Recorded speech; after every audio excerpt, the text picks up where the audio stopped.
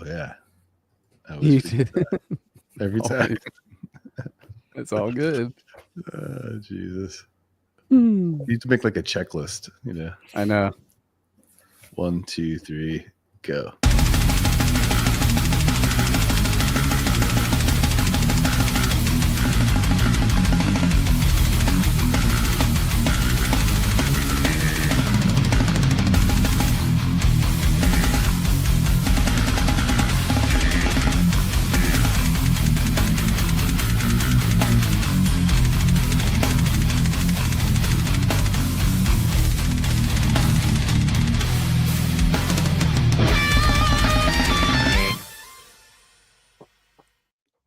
What's going on, everybody? Cali Death Podcast back once again, episode 212. I am your host, Anthony Trapani. And as always, I got a resident homie with me, at least one. I got Casey Howard. What up, dude?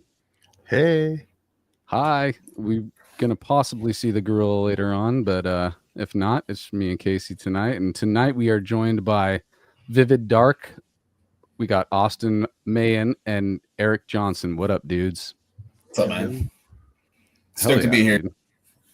We're stoked to have you, dude. Hello. Yes. You know, pre-pod, I was saying like, I get charged for these things now that we do them, you know, every other week. So I'm always getting into a excited groove with it. on, dude.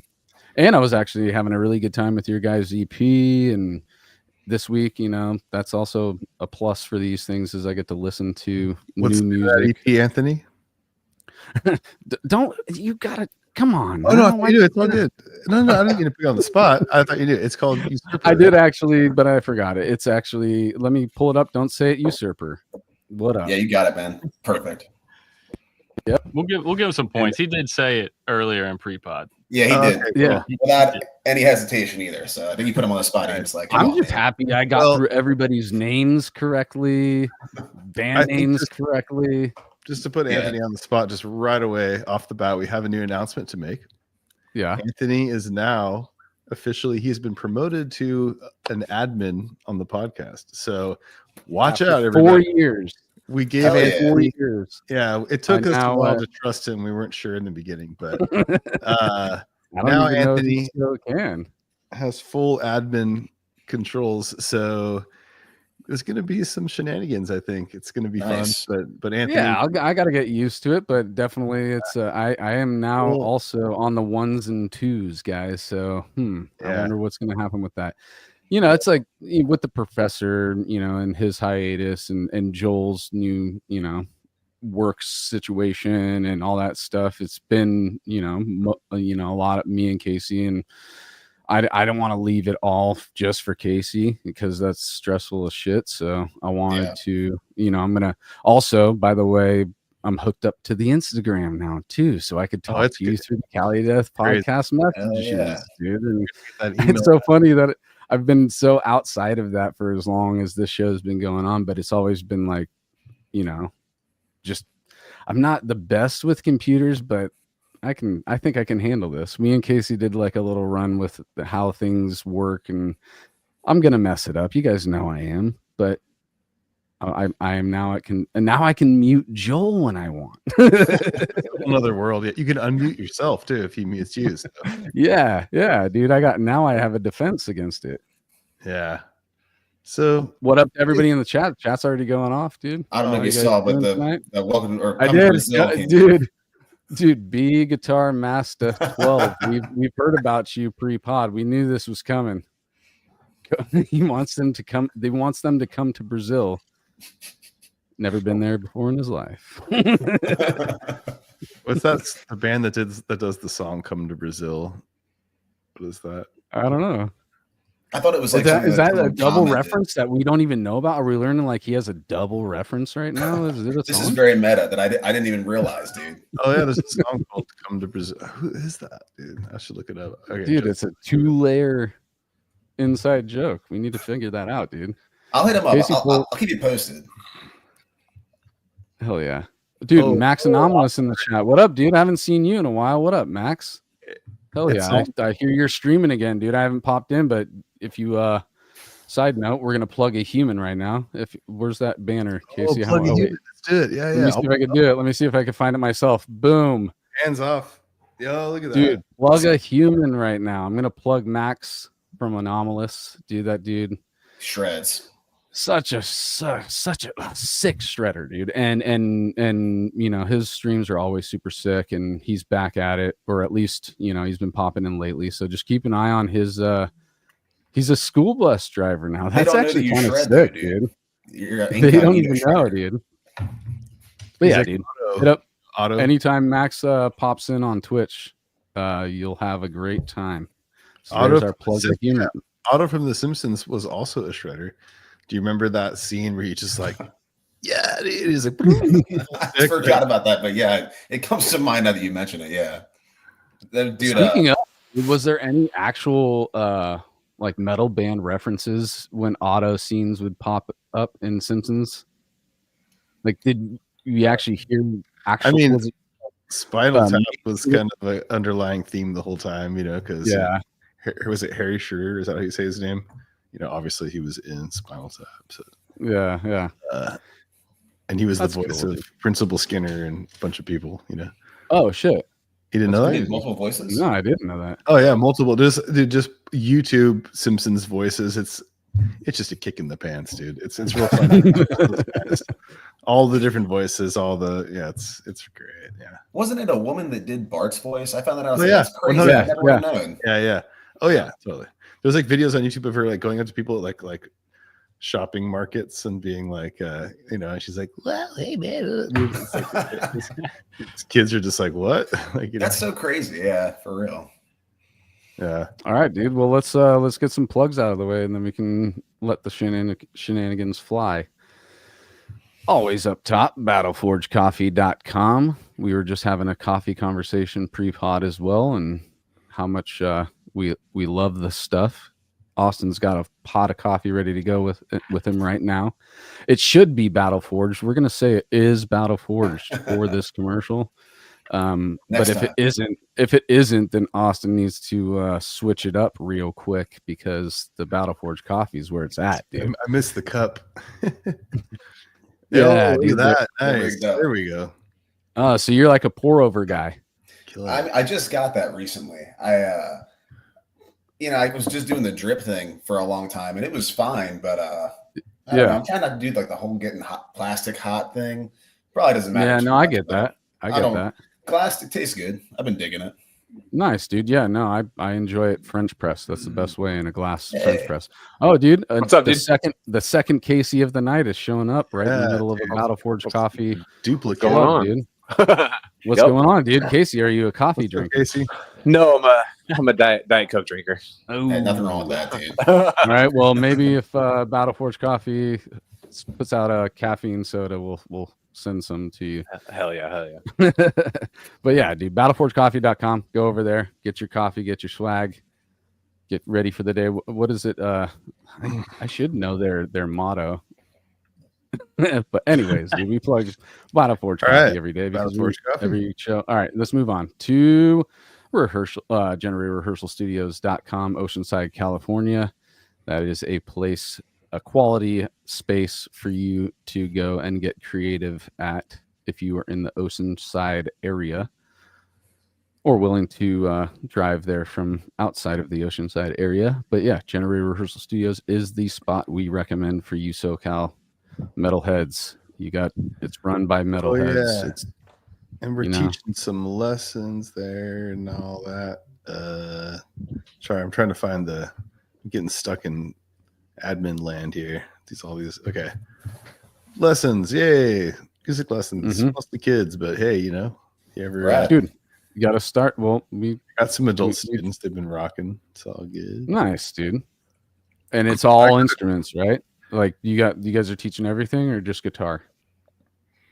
Yeah, I mean, right now, like we know a bunch of people that teach other stuff, so we can refer you if we don't teach that instrument. We know a ton of local, awesome, great teachers, but yeah, Ben and I just teach drums and bands. Basically, we're trying to get the bands thing more like collaboration and doing shows and stuff. So, but I still are teach you guys a little bit. When you do that, are you putting out just auditions for kids, or are you picking kids that you've already worked with and putting them together as a band type deal? It depends. Like, so we already have bands that always need members. So like that's usually the approach to add kids to a band. But like we're totally down to start new ones and stuff. So we get like a couple people or kids that are doing lessons. They're like getting to that point with like you can play a couple songs, let's do a band, you know. So we do shows around locally. It's fun. It's cool. It's cool. Nice. I don't. It's like not my main job. I'd work full time outside of that, but I still love just keeping it going, man. Even if it's just 1 or 2 days a week, just doing some extra. It's fun. It's just cool seeing people rocking out. And totally, one of my, I have to brag. What has nothing to do with me, but one of my students, he's like playing for. He graduated high school and he's like playing for San Diego State, like Aztecs, of baseball now. And he's killing it, dude. Like ripping. Dude. Hell yeah, he's badass. Sick pictures. I was about to cut you off and be like, "What are you talking about? You had nothing to do with it," but then you bring up baseball instead. I had nothing to do with that. Yeah, I understand what he said. Hell yeah, dude. Well, dude, there's something that me and you didn't talk about plugging tonight, but I want to plug it because it's your shit and it's not more about me. The Retromorphosis, dude. The Salamis Mortis album is dropping tomorrow, dude.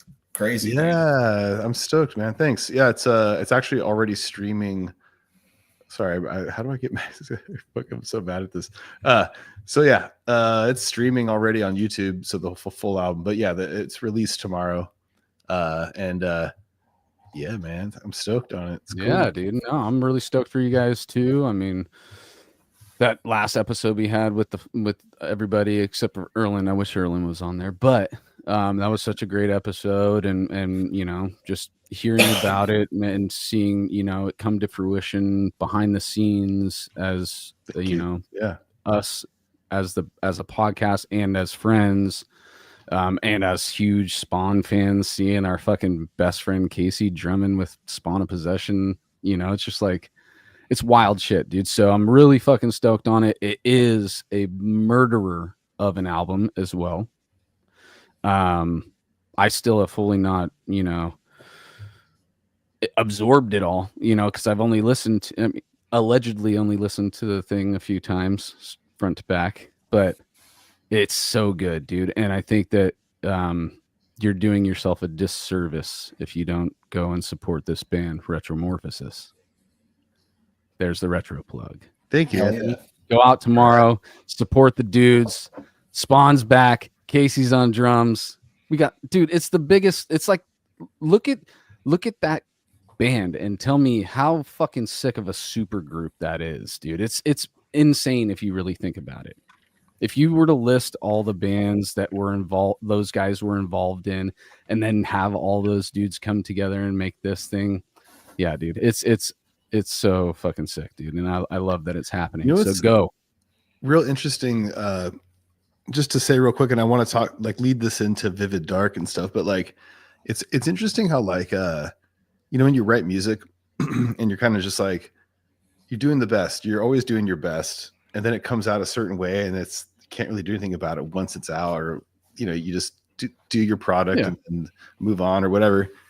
But it's really interesting, like, when you, like, we're all like self-critics and stuff. So like when you make something, where I'm always like, I don't know about you guys, but I'm always like, I think this is good, but I'm not sure because I don't know. Like, I'm always kind of like scrutinizing myself a little bit. So like, it's really fun with this one where it was just like off the bat, like Jonas is writing and everything, and then like how it started coming out, then Zach recording the drums, and like Zach was so great to work with, and like, and then hearing like once they added their parts and I'm getting mixes back, and I was just like, cool, man. Oh yeah, I think I like this. I don't know, like, you know, it's so weird. Like, and then I was like, I wasn't even sure what people are gonna say, or like people are gonna like it or not. Like, I was like, I don't know, like, you just don't know, dude. Like, and so it's really fun. Like, when like all the response and people being stoked on it is really cool, you know. So, no, most definitely. Anyways, it's I'm super grateful to be a part of it, you know. Yeah, it is badass.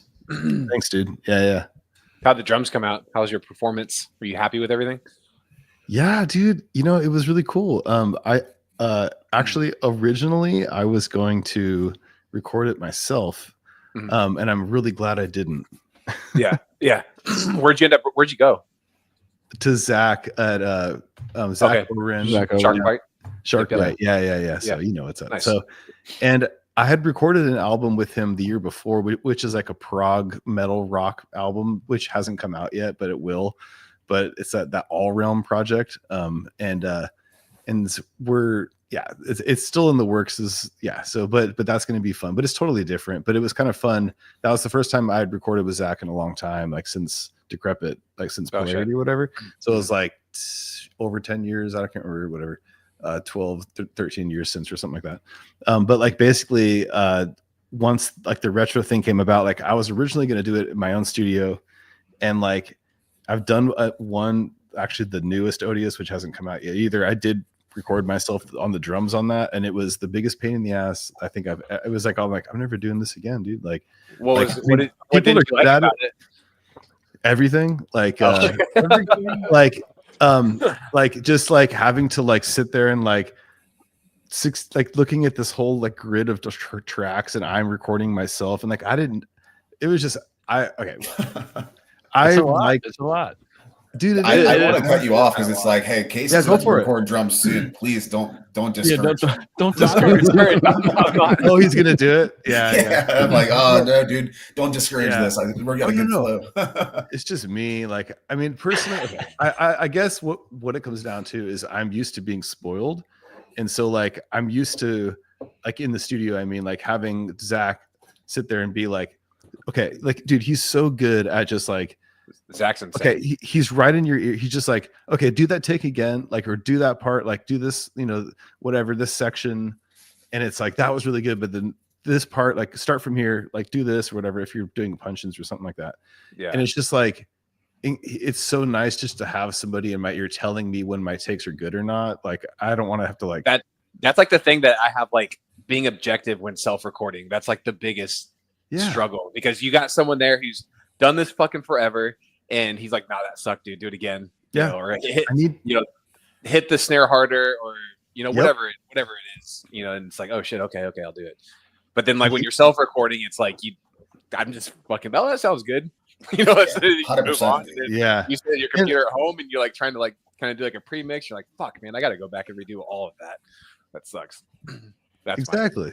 Yeah. So I think it's a like a benefit, or like a luxury, I guess is the word, to have like someone behind the other scene, like doing all the like parts and putting it all to just do this part, and we should like move this mic over here, or like comes over and he's like, the snare mic has moved, like shit like that, dude. Like I'm like, I can't hear that. Like I'd be recording all day, then all of a sudden like I'm like, oh shit, the snare mic moved or whatever. Like I don't know. So like having someone just doing it for me, and so basically we had a timeline that was like needed to be done by like this timeline, and I was like, oh shit, like, well, if you need the drums done at this time, Zach's like the only thing I can think of. Like I got to go to Zach, and so luckily we were able to make that happen. So how long did it take you to track the album? We were crunched into like just a couple days, I think. I mean, it was I think we might have done 3, but I think it was I'll just say 3 days. It might have been 2. I don't remember, dude, honestly. Like, but it was just, but it's like a few tracks a day. I mean, it was like 8 tracks, so 3 or 4 tracks a day, but yeah, anyways, but so thank you. It's killer stuff, dude. So, it really is, dude. So, I had a ear-to-ear grin as soon as I started hearing that project for the first time, and it still gives me the jolt, dude. So it's hard to get me the jolt too. I'm not just saying it because it's my homies. It's hard to get the jolt, and I got the jolt. These days, yeah, it is kind of hard. Yeah, I just want to talk about it being like a less crazy Spawn of Possession. I still feel like it sounds like Spawn of Possession to me. It's still just as wild, dude. It's still just as wild to me. I think that maybe the way it's presented might seem like it's watered down a little bit compared to some older Spawn of Possession stuff, but in reality, no, dude. There's just as much like thought and technicality and complexity in those songs as any other Spawn record that in my opinion, I'm with you on that. And actually their plan, like Jonas's plan to do 3 albums and it's basically like learning that this is a prequel to Spawn of Possession. So there's this album, and then there's going to be one that I'm really excited about because Jonas was talking about his most like experimental stuff that he's going to be doing, and I'm like, whoa, Jonas getting like out in the fringes might be some amazing stuff. And then their plan is to kind of like do the real prequel to Cabinet. Like what would have been like the real birth of Spawn of Possession, you know? Dang. So I think that's super sick. That's super cool thing to be like. Not we're going back in time, you know. Everybody's talking about forward moving. Actually, there's a lot of forward thinking and forward moving stuff on this record, but just to take the approach of going back to the origins, the essence of things, you know, and building it back up. I think that's so amazing, dude. And I can't wait for the next 2. But this one, I'm gonna have plenty of fun with this one before the next one comes around anyways, because there's a lot going on, and I don't feel myself playing this thing out anytime soon. So long ass plug for what is going to be a heavy hitter for 2025. It's dropping tomorrow, guys. Hell Retromorphosis Salmus Mortis. Go support the homies. All right. Enough of our plugs. Let's get into you guys. How plug in everything Vivid Dark. Where are all the spots you want people to go and get information, interact with you guys? How do you guys handle all that? Instagram is probably the best way. I'm most active on there. I feel like Facebook is pretty dead. I tried running ads and stuff. I feel like Instagram is jumping off in a way that nothing else really is. I'm on we made a Blue Sky as well. It's a new platform. So I popped on that, and you definitely can follow. I try and stay consistent. It doesn't have the same cross-platform posting that you get off of like a Meta platform, but I still stay consistent on there as well. So definitely Instagram. We'll you guys got a Bandcamp and stuff with merch and shit? Yep, I got a Bandcamp with merch. I have physical copies of Usurper. I have an album art shirt. I saw Justin Abraham in the chat. Shout out to Justin Abraham. I did art from him on a shirt. I don't know. Nice.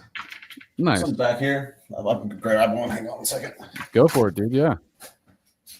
Always got to wait. Do either one of you know the address offhand or for Bandcamp? Is it just nice? Sick, That's dude. good. Is it just I'll Vivid look Dark? real quick. Yeah. First drop of many. Gonna try and get some more merch here shortly, but get through these, get another brown going. So keep your eyes peeled. Nice, dude. It's just vividdark.bandcamp.com. Yep. Nice. Sorry, my over headphones there. were off. Fast. Hit the homies up there too. Before we continue, do any of you guys give lessons? That's kind of a common thing. I don't know if you guys do, but we sometimes forget to ask people if they give lessons because we want them to plug it in the beginning. But if you guys don't, then it's all good.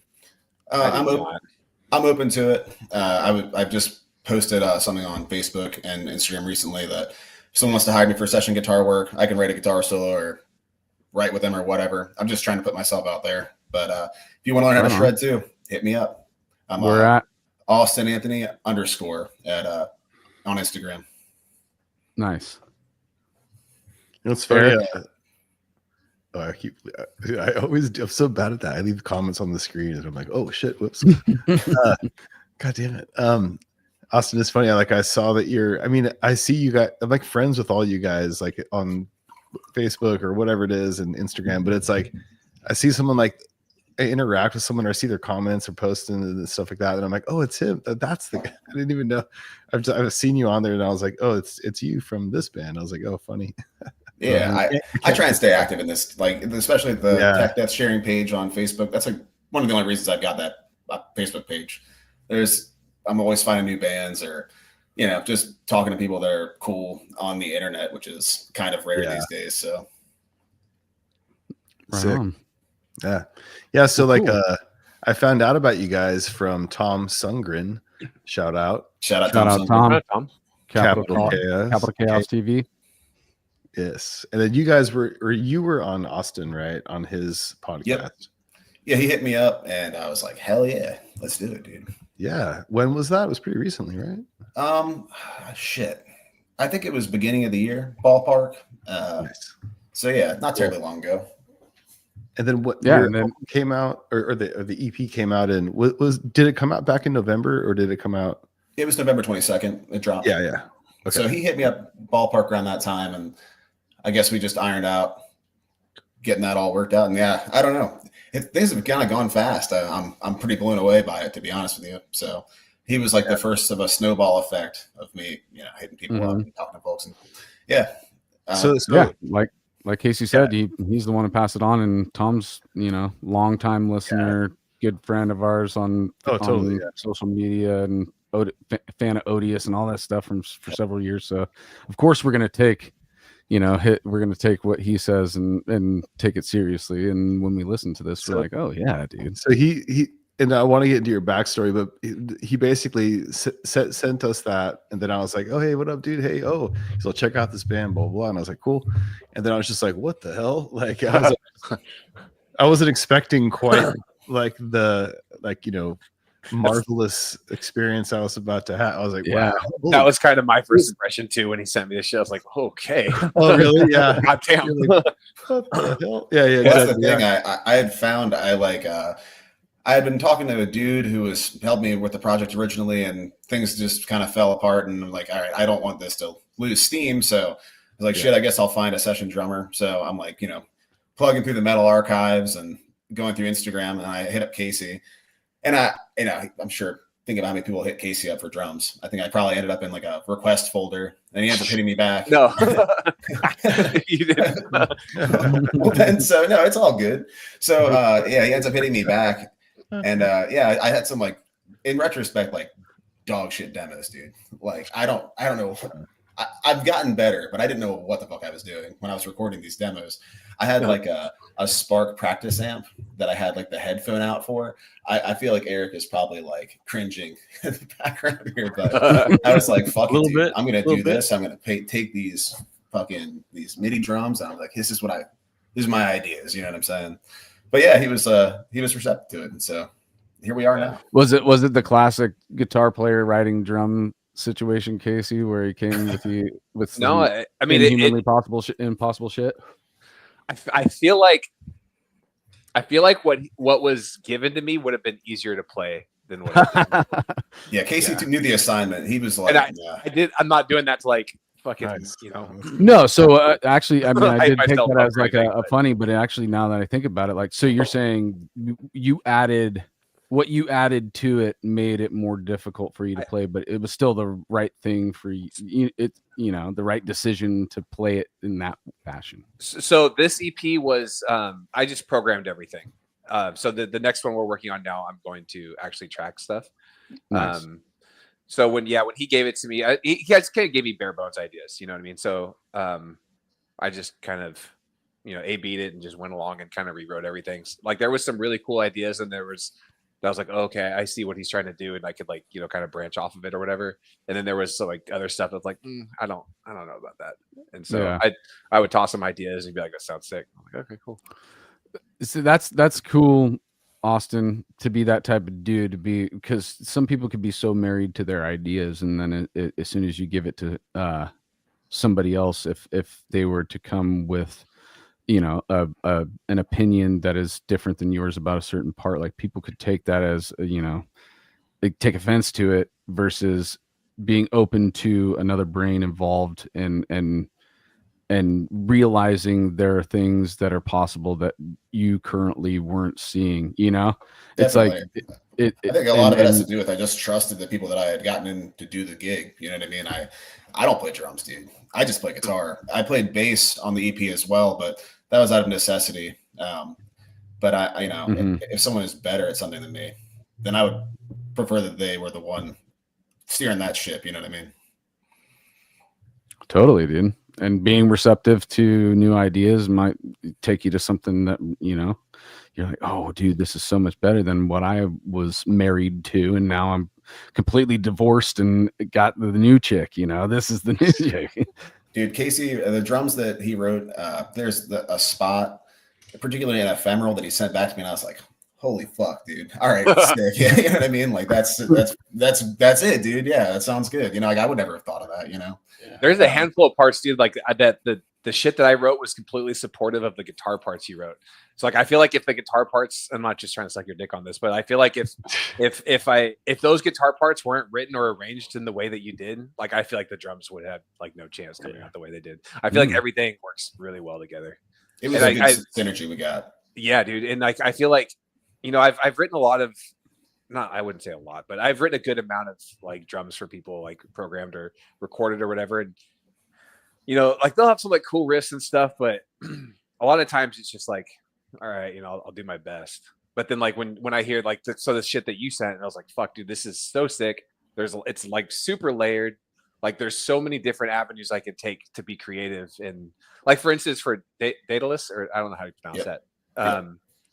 Just like where there's the section where it kind of grooves for a second, and then like there's the dive bomb into the solo, like that from that section, like a minute and a half out, like it's very simple conceptually, but I just feel like it grooves so fucking hard, like with the kicks like matching like kind of some of the accent notes in the solo and stuff, and it's fucking sick, man. I do like that part. That's been a popular section for sure. People they hit me up about that. I remember like every solo except for one, and Daedalus track 2. Track 2, yep. That's my favorite song on the EP. That fucking it's a lot. That one popped out to me. I don't even know what Daedalus means. Actually, you can educate me now. What is it's all good. So well, there's Daedalus. I'm trying to think. So the lyrical content and such, all of that is original vocalist. This is worth throwing out there. New vocalist. I don't know how I'm juxtapositioned on this screen, but it's this guy here. Opposite. Okay, Opposite. It's that guy. This is Casey to me. When you point to your left, you're pointing at Eric. So point to your left when you're talking about Eric. Point to your right when you're talking about Casey. Okay. Well, in Eric's case, Eric is now welcome Eric as new vocalist of Vivid Dark. Hell yeah. We had it was a process of getting kind of an ironed out like long-term lineup, because a lot of this started as just like a session deal. Like I want to get some ideas out, but as things blossom, just trying to find more permanent people to work with, you know what I mean? So but that being said, original vocalist George Giordano wrote some really cool shit. Daedalus is Icarus's dad, and Icarus flew too close to the sun. Daedalus, his dad, made the wings for him to fly up too close to the sun and then fall. So it's symbolic. Okay. Like the Iron Maiden song. Yeah, exactly. Yeah. No, it's really cool. Maybe a spawn of that song. Who knows? There's I think there's a Daedalus armor in Skyrim too. That's what that made me think of. Right on. There's also a experimental indie like electronic guy named Daedalus too. That's the only time I should have paid attention in Greek mythology. Yeah, Latin class or whatever. Yeah, I took Latin for a few years. I always dug all that stuff. It's cool as fuck to like. That's cool. Think about that, but yeah, I should know more names if I'm actually going to talk Greek myth. Speaking of names, so okay, my favorite track, and I love the vocals, but the last track on the EP, we have the same favorite. I want you to pronounce the name of this. It's Damnation. No, don't tell it, dude. Damnatio Memoriae. It's Damnatio Memoriae. It's Damnatio like Memoriae. When back to Greek mythology again, and like say someone usurped the throne, referential to the title of the EP, right? They would erase all record of the person before them, essentially knock down statues and get rid of like all their doctrines and so, but that was no lyrics on it, so it's just kind of a more of a kind of experimental. I ended up writing that in like a day or something like that. and then Casey did the drums really fast too. That song came together kind of Dude, at the end. there's some The song is sections so of that fucking song that sick. are really fucking The ending is like unique incredible. on the drums Dude. area. Also with the guitars, obviously. yeah, but the I was drum- just there were some the drums are ideas, nuts, Casey. dude. The drumming There were is some so good. ideas in that Yeah. song that I was just like, oh yeah. I think Dude, I even made that section for the soundtrack of my story of one Dude. I did two Yeah, this yeah. week, but I had to pick that one section because I was just like, the fucking drums in this spot are just insane. Dude. They are nuts. What's craziest is like I'll be at work, right? And Casey will be messaging like, "Hey, what do you think about this?" And I'll put my headphones in, I'll listen to it. I'm like, "Fuck yeah!" Text him back, like, it's fucking rips, like and that's pretty much how that song. But came as well, together. but sorry, I just want to also give Eric his praise. Casey said he loves the vocals. I really love the vocals throughout the whole entire EP. Eric, your range is I great. wasn't doing vocals on that one. Eric, shit. yeah, he'll be doing vocals on the next one. Eric did mix and master the entire EP though. I got caught with my pants down again, guys. It's all good, dude. No worries. I don't think that's public knowledge though. No, it's not public knowledge. Not currently. Yeah. This is like today is the day. I got to make a post and stuff. I figured. Well, today would be the day then that I did Austin, that. you can tell your homie I enjoyed his performance on that Well, EP. okay. What I thought about that song was I was like, it would be just as I keep this bad. I'm so bad at this. Okay.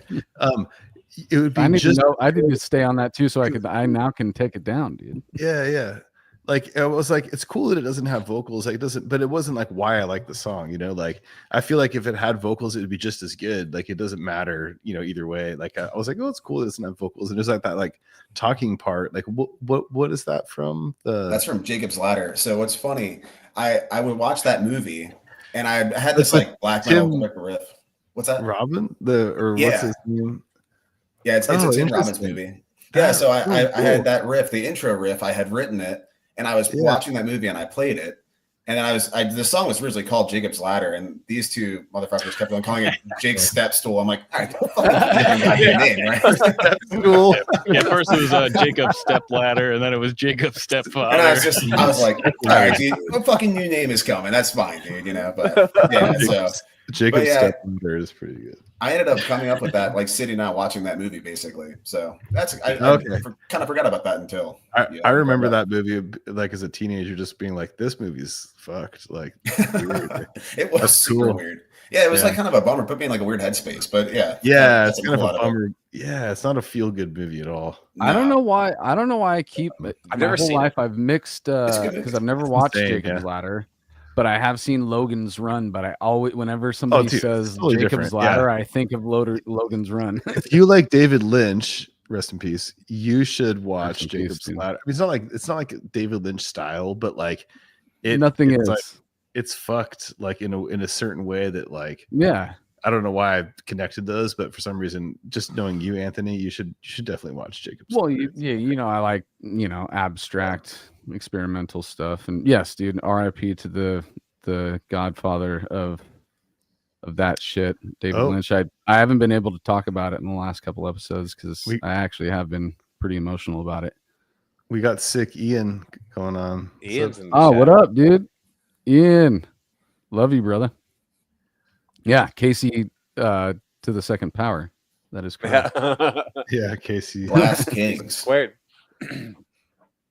But yeah, dude. All right, I will check out Jacob's Ladder. One quick note on that before we change subject. Silent Hill, the video game, was originally inspired by Jacob's Ladder. So okay. You just pulled me in a little bit more because I remember playing Silent Hill, dude, and that game at that time, it was pretty fucked, dude. Like absolutely, it legit would fuck us up when we play in the dark, dude. Yeah, there's like people make they talk about Resident Evil being sketchy. Resident Evil was sketchy because of the tank controls. They sucked to deal with, and like he was scared. He's like, I don't even think I can get away from this thing fast enough.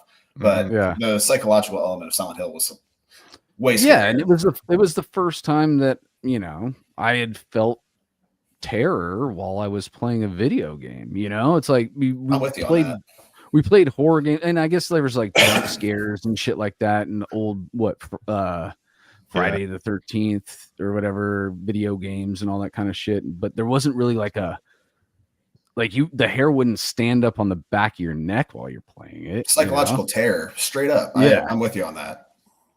So the movies were made after the game, right? To my knowledge, there's some that they're watchable, but like, yeah, the games, they kick ass, especially 2. 2 is a insane game. Yeah. Is that the one with the thing with the guy with the big hammer thing, and then he like comes with it's like triangle face. Conehead? Is that a Conehead? No, Pyramid Head. Pyramid Head. Pyramid Head. Yeah. Okay. Yeah, that dude doesn't fuck around. It's pretty crazy. Those movies are cool. Yeah. They are cool. I agree.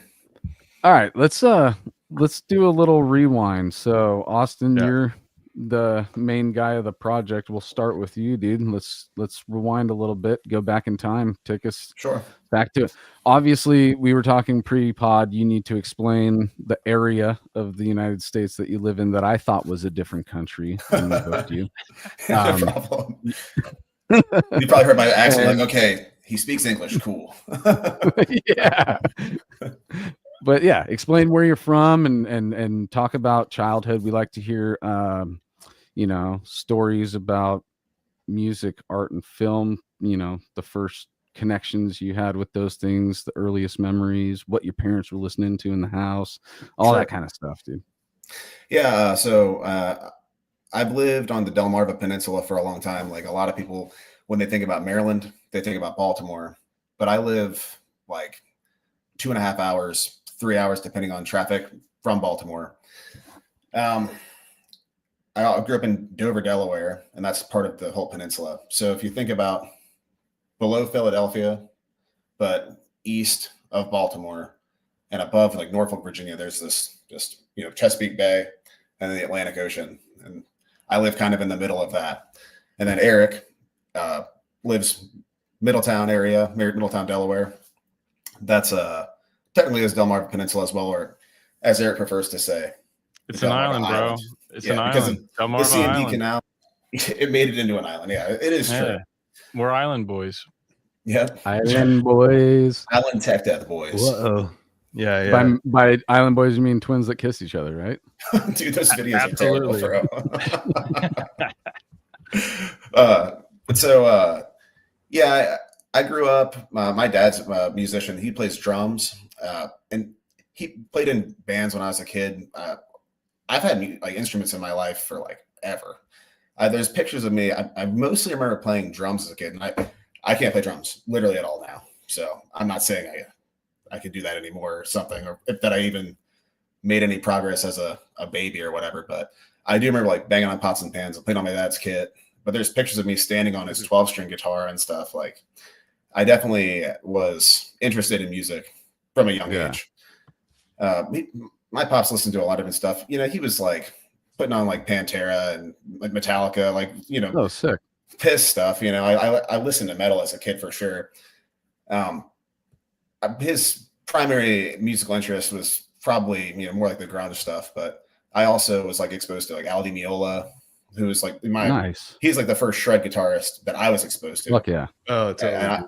I fucking, what a great start, dude. Casino is goated. One of the best albums. Oh, Casino, first song, dude. Dude. Oh. Yeah,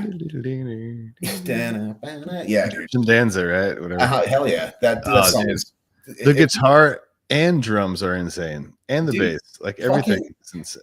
So perfect. Agreed. It's like a fusion tech death song, kind of. It's really a really great album. I love that album.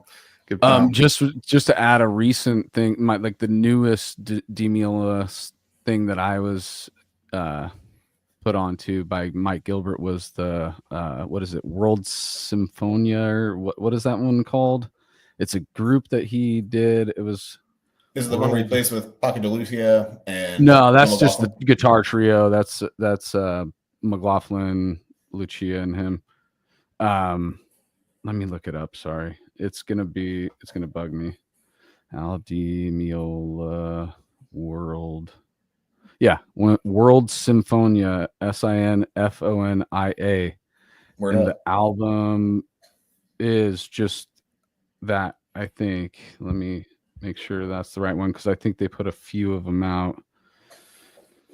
The song that I fucking love is, dude, the Tango Suite Part 1 Write it down. into Tango Suite Part 3, dude. It's like, 17 minutes of music. Just you don't touch the dial. You just let it go, dude. Hell yeah.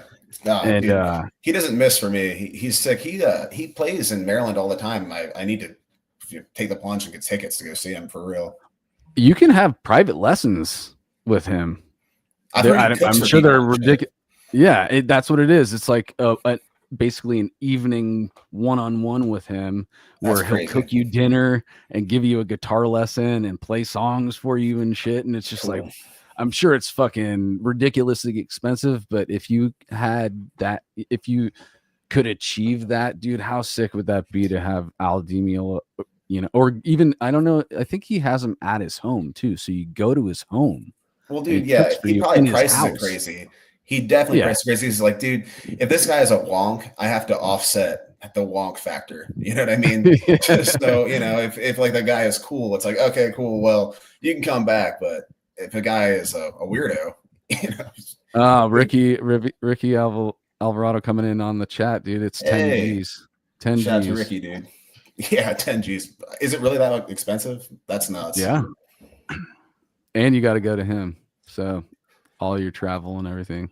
But still, dude, a nice Italian dinner. I mean, an Al Demio one-on-one. Yeah, that would be pretty sick to be able to at least take some pictures and shit, No doubt. Okay, so yeah, he was your first shredder that you were exposed to, and was that through Pops? Yeah, my dad was the one who showed me him, and it was particularly the Casino album. Yeah, I mean, I always like just kind of gravitated towards heavier shit. I remember, like, swear to God, I watched Ace Ventura: Pet Detective, and Cannibal Corpse was on there, and I'm like, man, I was sick, dude. Like, I just fucked with it super hard, and like I would watch that scene over. I know every line in that movie. I love that movie, dude. So I found myself gravitating towards it, but like straight up, like Pops did not really fuck with death metal like that, He was always supportive musically, but he's like, dude, what the fuck do you want to listen to that shit for? And I'm like, dude, and I fuck with this, Mm-hmm. But I think I like that. I like how pissed, and I like fast. You listen to my music. I like fast, very fast. So that was always appealing to me. And then he was always supportive of me just getting better at my instrument. So wait, you say getting better at your instrument. We need to talk about how you got an instrument, how old you were, and tell us that story. Valid. Yeah. Okay. So the first guitar I ever got, my neighbor was getting rid of something in their garage. My grandparents' neighbor was getting rid of something in the garage, and my dad paid for it to get strung up and set up and everything. It was a nylon string guitar. My first instrument was a non-string guitar, and that's cool. I pretty quickly wanted to play electric. You know what I mean? I wanted some head, as they all do. Yeah, dude. I wanted to. I want to stay in front of a fucking amp. You know what I mean? Yeah. But I started practicing a lot. I would say that I took some lessons with a guy. His name's Nate Ames. Cool dude. Shout out Nate Ames if you ever listen to this. And he kind of taught me how to talk. Wait, what's his alternative? How do you Nate Ames if you're if you're a telemarketer. But he taught me how to teach myself, and then like my uncle, he had a Guitar World subscription, so I was all over that. And I found like my whole shit was like I would find like the bet you can't play this part, and I'm like, fuck that, dude. I'm gonna learn how to play this shit, right? And so I mean, I was terrible. I like legitimately, I always make the joke that like I'm below average at like everything I start, but like I will work at it until, if it's something I really want to do, I'll work at it until I'm good at it, But I would practice, and eventually I was like picking up the Paul Gilbert and John Petrucci licks, And it's weird because I didn't even listen to those bands like that. Like I got into Racer X as, probably, I don't know. I started playing guitar when I was 9. Probably started listening to like Racer X and like Ingrid Malmsteen and such when I was 12, 13 or so. But that was of my own volition, you know what I mean? Like, LimeWire. I don't know. LimeWire. Yeah, you know what I mean. Like I was just like totally. giving a computer aids to listen. Yeah, to the home PC hasn't been right since. Yeah. Well, I know my dad is listening to this. I didn't give the family PC aids. My neighbors were big LimeWire guys. I was like, hey dog, I got a couple songs, you know what I mean? So they took it up. Yeah.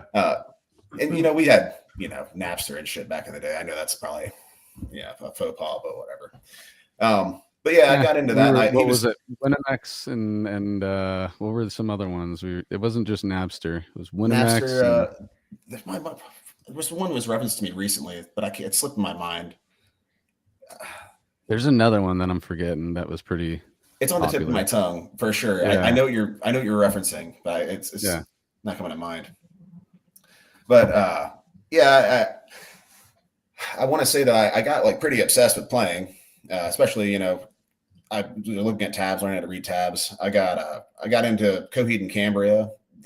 I fucked with their shit super hard. Like I like I love them.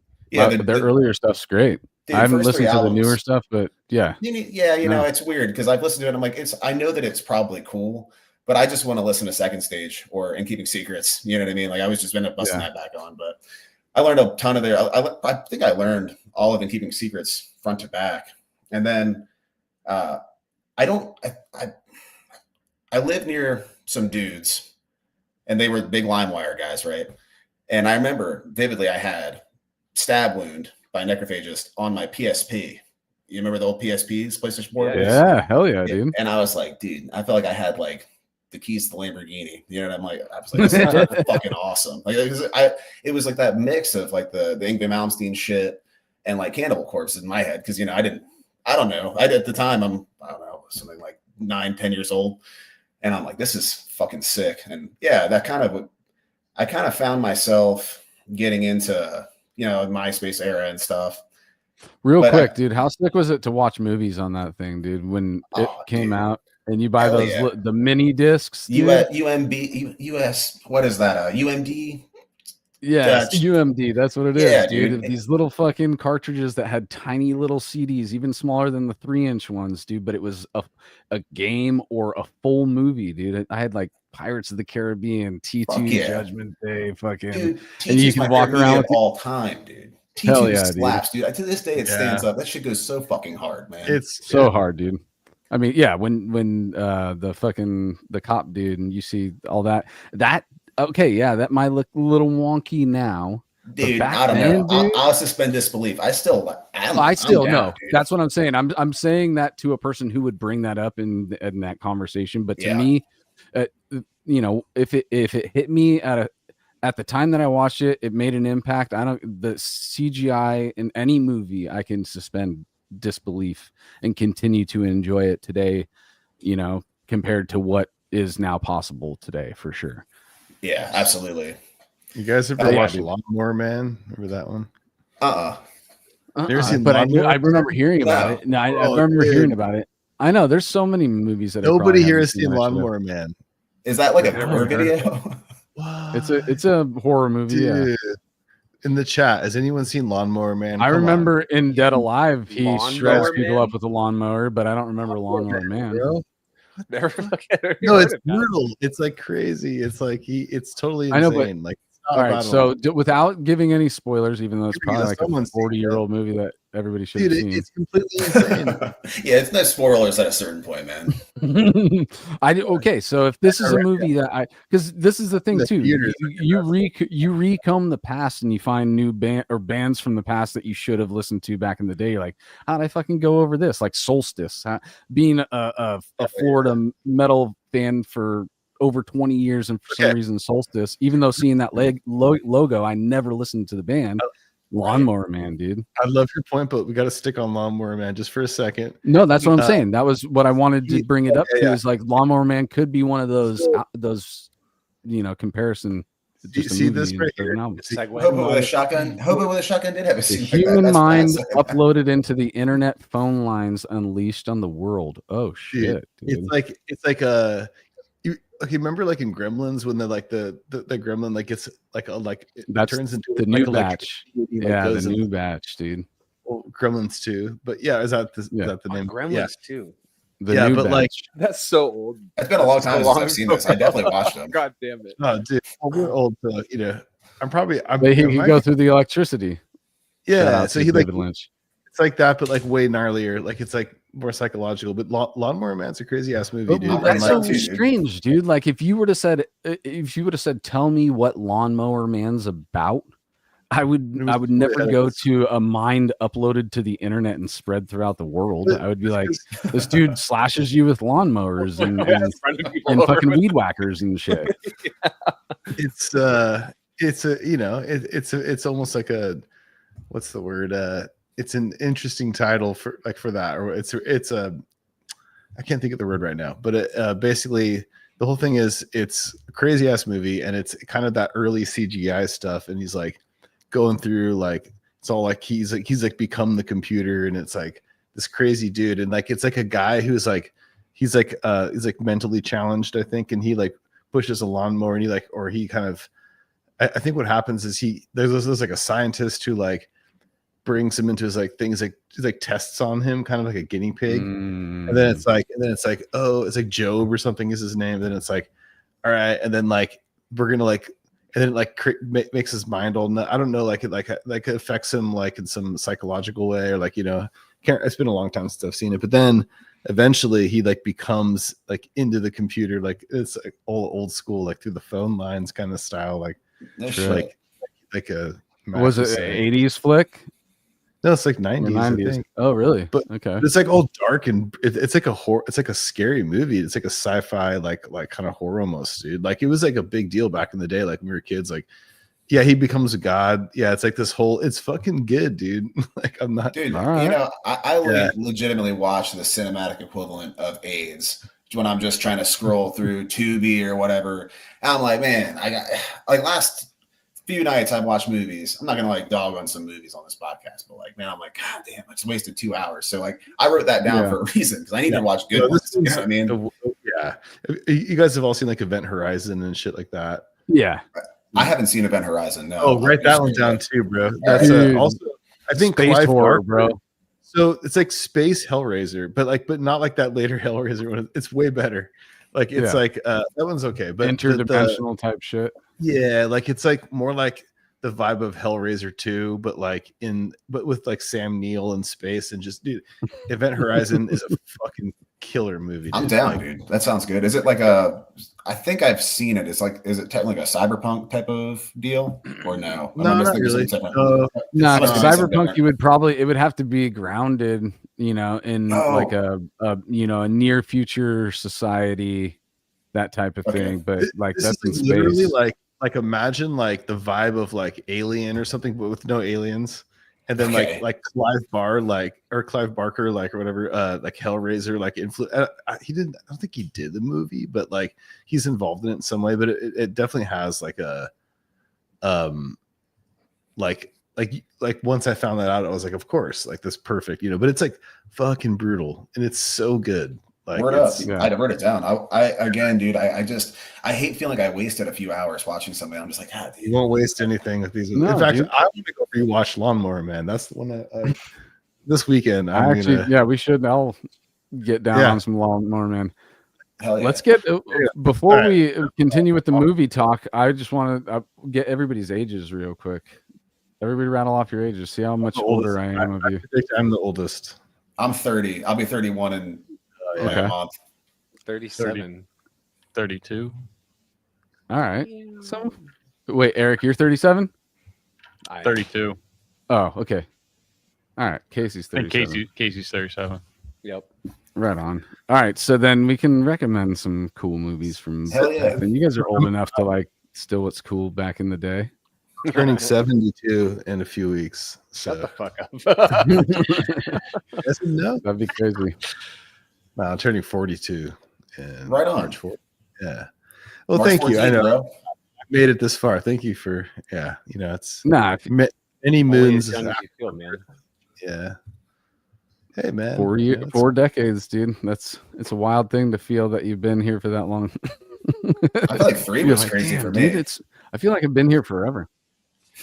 I am half like half full type dude where I'm like, oh, dude, I've been here for hell long, dude, and I'm supposedly averagely at the It's still middle, so pit. Yeah, I got to hell do it yeah. all over again. Ian beat Hell all yeah. of us. Dude, I would love to see Ian Pitt as I stand off to the side because I don't do it anymore. The I only don't band either, that, man. the I only can do it band for like that 10 seconds, and I got the only band that could really give me the charge is Suffo. And when I see Suffo and I'm kind of close to the pit, like I might go in, you know. Yeah, dude. The last band I pitted with was Cytotoxin, and they fucking slayed. I saw their first Really? show in the US. Yeah, I'm not a big pit dude either. But yeah, I couldn't help myself. It was fucking awesome. They were so good, dude. They were one of the best bands I've seen live in a long time. Hell yeah. All right, so It was back their first on US to tour, I think. all right, let's get back on. No, it's all good, dude. I just, actually, we only really need to get. We've already gotten Casey's backstory, so like we could just talk about his current things. So, but we really just got to pay attention to you and Eric on as far as timeline. So we're all good, dude. We're only an hour in. No problem. But man. yes, yeah. So yeah, so you were talking about a neighbor getting rid of some equipment or getting rid of something. yeah. You got that guitar, and then you wanted to get something to plug in and really hear some noise. So did you get into? Yeah, so I ended up getting my dad gave me it was a PV Raptor Plus. I should get one for nostalgia's sake. It was, with a good setup, it could shred. You know what I mean? just hang it up on the Yeah. You were actually breaking up a little bit. Was that breaking up for everybody else, or is it just me? Nah, not me. It was just you, Anthony. Sorry, guys. It's all good. My pops gave me a PV Raptor Plus. It was like a Strat copy, right? And so I ended up playing on that for All a little right, sorry. while. Am I back? Is that good? All right, Anthony, I had a fucking weird thing going on there. I thought you were breaking up, but it was actually me. No problem. Anthony, you might need to reboot if it continues. All right, so sorry, Austin, go ahead. No problem, man.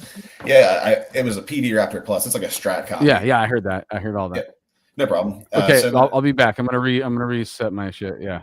Okay. Get it. Yeah. All right, Anthony. All right, sorry, Austin. Feel free to continue. Sorry about that. Yeah, no problem, dude. So yeah, I don't know. I think I probably put a lot of miles on that, and I ended up getting like a couple of Epiphone SGs. I just thought they looked fucking cool, But then, oh yeah, totally nice. I want to say that I played those until I was probably like 18. So I played guitar for probably almost a decade on those, and I was like, these are kind of nubs. Just SGs. Yeah, just straight up just SGs. I to 22 fret SGs. Just like I was learning all like the shred shit on, and then I ended up getting an Ibanez RG 470. It was made in Japan. I was like, holy shit, this is so much better. Like, you know what I mean? Like, and I ended up.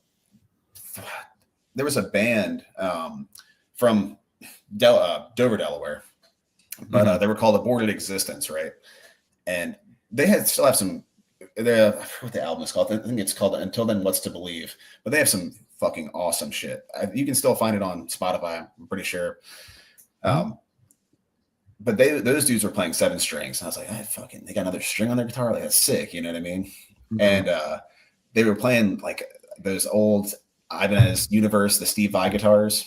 Oh, like with the mirror pickguard and shit. And I was like, oh, dude. Yeah. That is the coolest fucking guitar. I fuck with those super hard still. Those play well too. I've never played one. I've never had the chance to do my hands. I played one that was like Joel's like ex-girlfriend like 20 years ago or something like, right. And she had one or something like that. And it was like so sick. And it was like one of the actual, nice ones, not like, I don't know, I guess there's different models, but it was like one of the expensive ones, whatever. I don't know, whatever. But it was like incredible guitar. So dude, yeah. That's the thing. I got on the 7-string train from that. And I've pretty much just played 7 strings since then. I've had a handful of different guitars over the years, but yeah, I've pretty much found home. Like I started to think like guitar just turned into like, you got baritone guitar in the low end, and then you got the regular guitar underneath of that or above that, whatever you want to think about it. But I just consistently right in my head, assuming I've got that range now. I play, I don't dance. I play B standard. I play 8s on my guitar too, which is a weird thing. I'm going to tell someone that they're like, what the fuck, you know? Yeah, it was like 8 gauge, like super thin. Yeah, super thin. 8 to 50, the thinnest I can play. I don't know. Might as well just go as thin as possible. So, but yeah, I kind of shelved like improving, and I did a couple of odds and ends, just musical projects, like solos for someone here, solos for someone there. But I wrote some stuff with the Guitar Master 12. It was like a progressive metal. I would call it like a prog metal type of thing, but there's like, some tech shred stuff on that. And then I just nice. Practiced and kept my chops sharp, but I wasn't really writing anything. And then kind of things moved along for a while, and then I ended up just saying I should really write something, and I should probably fucking do something with the fact that I played guitar for 20 years. You know what I mean? So that's how Vivid Dark spawned functionally. I just had a bunch of ideas, and I think so. I ended up hitting Casey up in October of 2023, I think. So maybe like earlier, September, yeah. September, maybe even August, I don't know. But I ended up hitting him up around then. And I probably had I had 3 demos. And then, I wrote the other ones alongside the whole deal. It was just kind of a hodgepodge. I didn't know what I was doing, to be honest. I don't really know what I'm doing now. Just trying, you know what I mean? So, I ended up just hitting him up, and it ended up working out. So now we got more shit coming along the way. I take practicing guitar probably too seriously sometimes. I love playing, and I just want to get better. Like I'm just you see like a 12-year-old kid just playing like Altitudes by Jason Becker, and you're like, yeah, what the hell? Yeah, I know, right? Totally. It's insane. Like I've worshipped Jason Becker since like I said, I was on the Guitar One magazine train for a long time, and I would see his write-ups, and I'd see there would be just passages that had been transcribed and stuff. I'd be like, holy shit, Sweet Picking is badass, you know what I mean? And then Paul Gilbert got me into the whole string skipping deal. Yep. I'm actually going to see Marty Freeman on Saturday. That's fucking at the Whiskey. Dude. Yeah, and I've never seen him. I actually had tickets to go see him in San Diego at Brick by Brick, but I got really sick and I couldn't make it, That sucks. And that was years ago. Yeah, and then is he still in Japan, or is he? Oh yeah, I think he lives there. Sure. Yeah. Oh yeah, totally. Yeah. And but yeah, Saturday, dude, the Whiskey in LA. I'm going with my buddy Richard. He was on the podcast a couple weeks ago, or about a month ago, I guess at this point. But it was. Yeah, man, I'm excited. It's gonna be fun. I had an old friend that she's going to with her son, and she had some extra tickets and hit me up. I was like, dude, I'm so down. Does he still do? I think I saw on some of his live shows, he'll play some super old Megadeth Rust in Peace stuff. Oh yeah, is he still Cacophony shit? Dude. Hell yeah. I saw them playing Ninja by Cacophony. But it was like a YouTube video. Such a good song, dude. Such a good song, dude. Oh yeah, and images and song, dude. I fucking love that. You posted images on a story. Yeah, I did. Oh, dude, you saw that right back. I'm like, oh yeah, I know. I love Images, dude. That's a great song, dude. Yeah, I think that's one of those underrated cuts off that album. Yeah. I got to thank these Odious dudes and all the roommates for turning me on to we Cacophony. And obsessed with that. Yeah. I saw this comment on a page recently. It was 20 minutes of Jason Becker just playing. And I had, dude, the dude's tone was we went to terrible, but the playing is crazy. Yeah, for sure. We went to he was there at the viewing event for his movie. Mm-hmm. And it was have you ever gone to that or seen him? He was there in his chair, in the audio, on the stage. The biggest bummer in history. The documentary.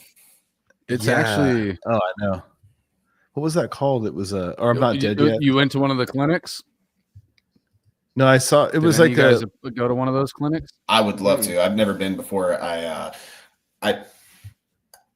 pretty much. That kind of shit I feel is always in y'all's neck of the woods, but I'm so far removed from that. Yeah. It was in San Jose or I think it was San Jose or it might have been Oakland, but I think it was San Jose. And it was so crazy, dude. He's just there, in his chair, it was just what? We've talked about it. That's the guy. Yeah. Yeah, I know. I was he's the god.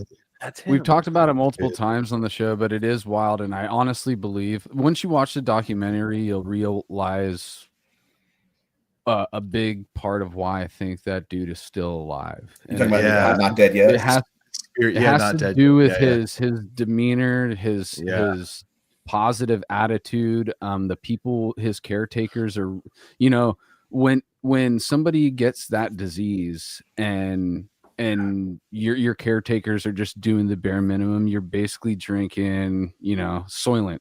You're drinking the bare minimum of nutrition that you would need to just be sustained in the state that you're at. Well, his family wanted to just say, fuck that. We're going to do our own research. And if it has, you know, they make him these highly nutritious smoothies, and he eats it the same way that he would eat the, you know, hospital given shit or whatever, however you get that bullshit. But I think with the healthy diet, a healthy environment and the positive attitude and the continuing wanting to create and make music and working with people that help him be able to, you know, get those ideas out of his head and on record, you know, I think that all that stuff combined is enough of a drive for even somebody who's a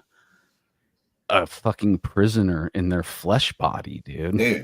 Like locked in something, basically, dude. But there's enough about living life that makes him still want to fucking be here, and I think that's fucking sick, dude. That is sick. I agree, dude. I on that video that it was like 20 minutes straight of him just basically just fucking playing guitar, right?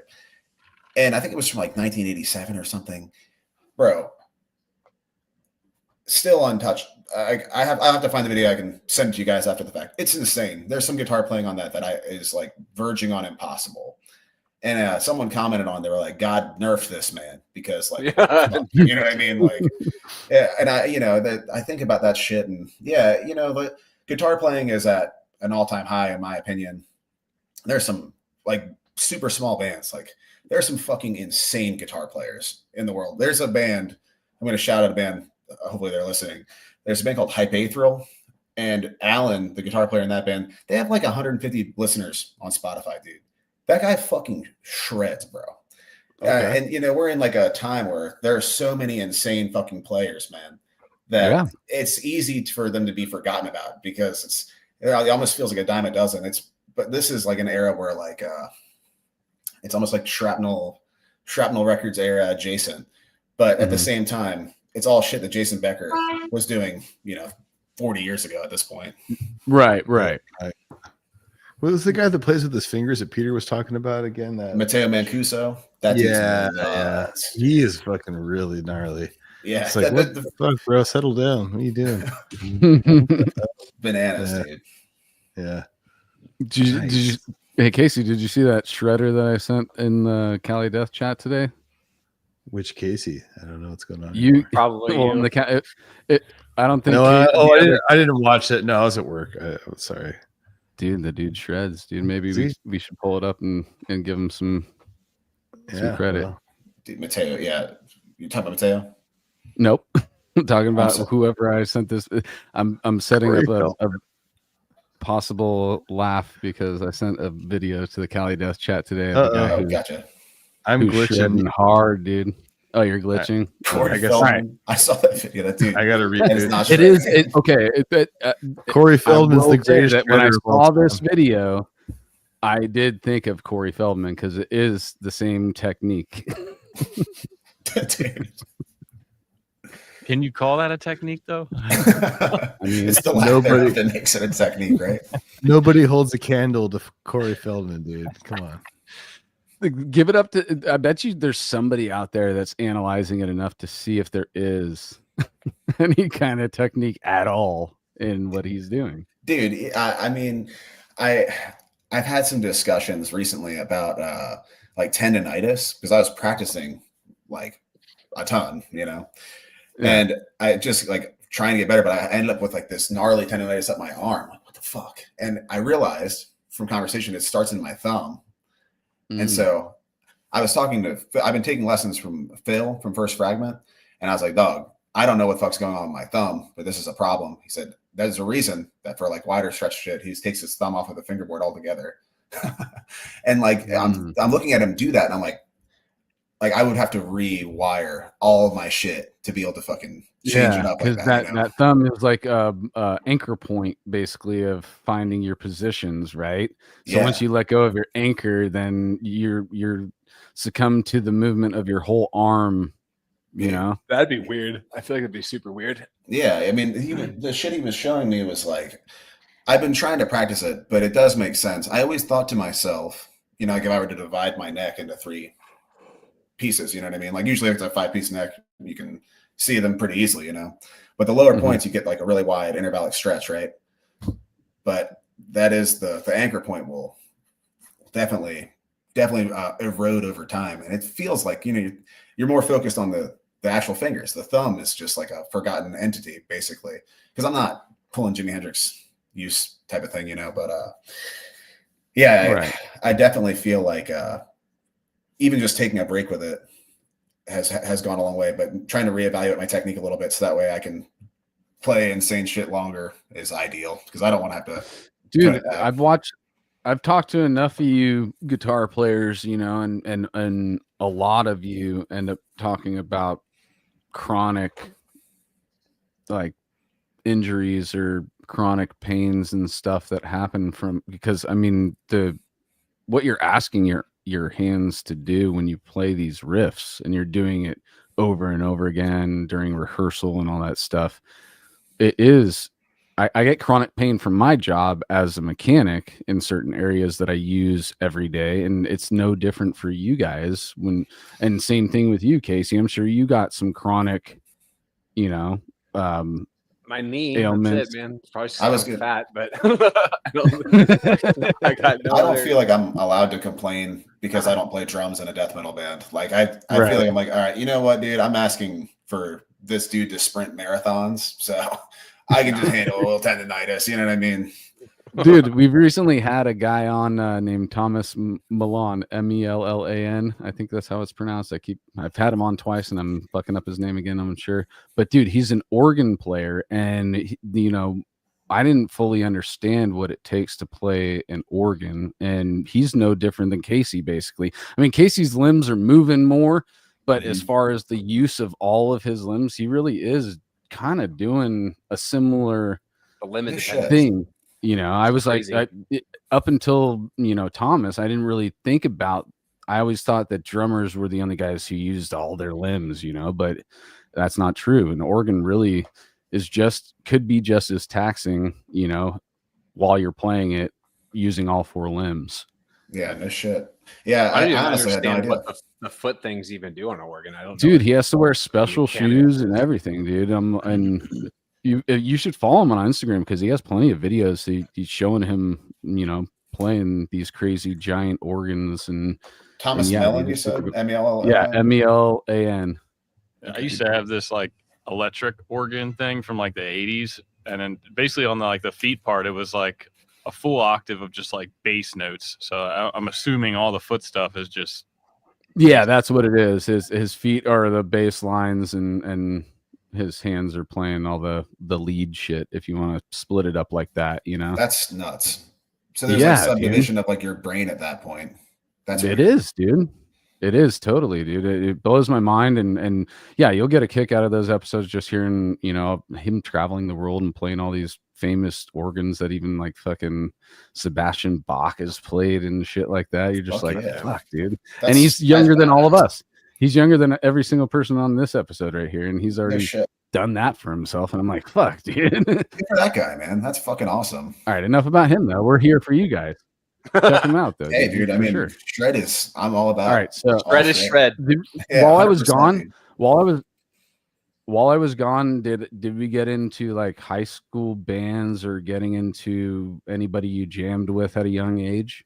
So I jammed with the guy who did vocals for On Usurper. He's like the primary dude I've jammed with in my my come up. I ended up straight up. We got really into that era of Unique Leader Records, where it was Fully Resist, The Harvest, Wombs. I fucking love that album still. Polarity by Decrepit Birth, straight up. I have a hard copy of it up top here. I love that album for real. It was it was kind of like one of those where it hit that, struck the balance of it had like the brutal elements that I liked, but I still liked the layered the guitars and shit, and it was super fast. I fucked with that really hard back in the day, to this day, of course, but that was eye-opening for me for sure. I was kind of just trying to imitate that. I wish I had more recordings that were adjacent to that style. Again, another side question real quick. You mentioned Cannibal Corpse and all that, but what was your first like listen to death metal after Cannibal Corpse? Like, what was your first band you came across? I think it boiled down to, like I had said, this is like very serendipitous because I pretty much like Googled or LimeWire searched, giving my family computer aids type of deal, like death metal. And then at the time, Epitaph had just dropped. So you brought it. Sorry, I'm so sorry, dude. It's all good, man. With the whole having to restart and shit, I lost my place at where we were. No problem. I don't mind. But I remember you totally mentioning that. But so it was really kind of extreme off the bat for you then. Fuck yeah. Well, I mean, I ended up right up front, dude. I would say, Sabun was one of my original introductions, but I ended up devolving, when you're a middle school kid, you know what I mean? I got into like the MySpace era, like just the metalcore stuff. Yeah. I ended up liking as Blood Runs Black and All Shall Perish. Chris Story fucking shreds too, man. That all, dude, yeah, it's insane. So I still got into all that. Dude, but and as Blood Runs Black's album was, sorry to cut you off. I was just going to say, as Blood Runs Black was one of my reasons why I wanted to work with Zach. Right on. I had heard that album and I heard Animosity, and I was like, dude, Zach did Blood Runs Black. He did that. He did Allegiance. Allegiance, yes. Okay. Yeah, I think he did Instinct as well, and I fuck with Instinct. Dan Sugarman's on that album. I love that album, dude. I'm only familiar with the first one because I dipped my toes. I was more into like the black market activities, kind of weirdy, techie metalcore shit.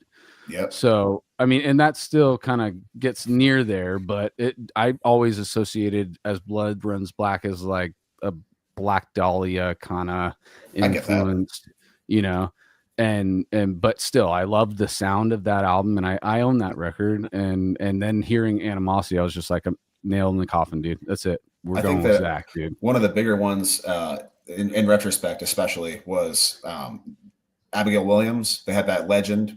I guess it was an EP back in the day, but Like Carrion Birds was my MySpace song for fucking ever, dude. Like I really fucked with that.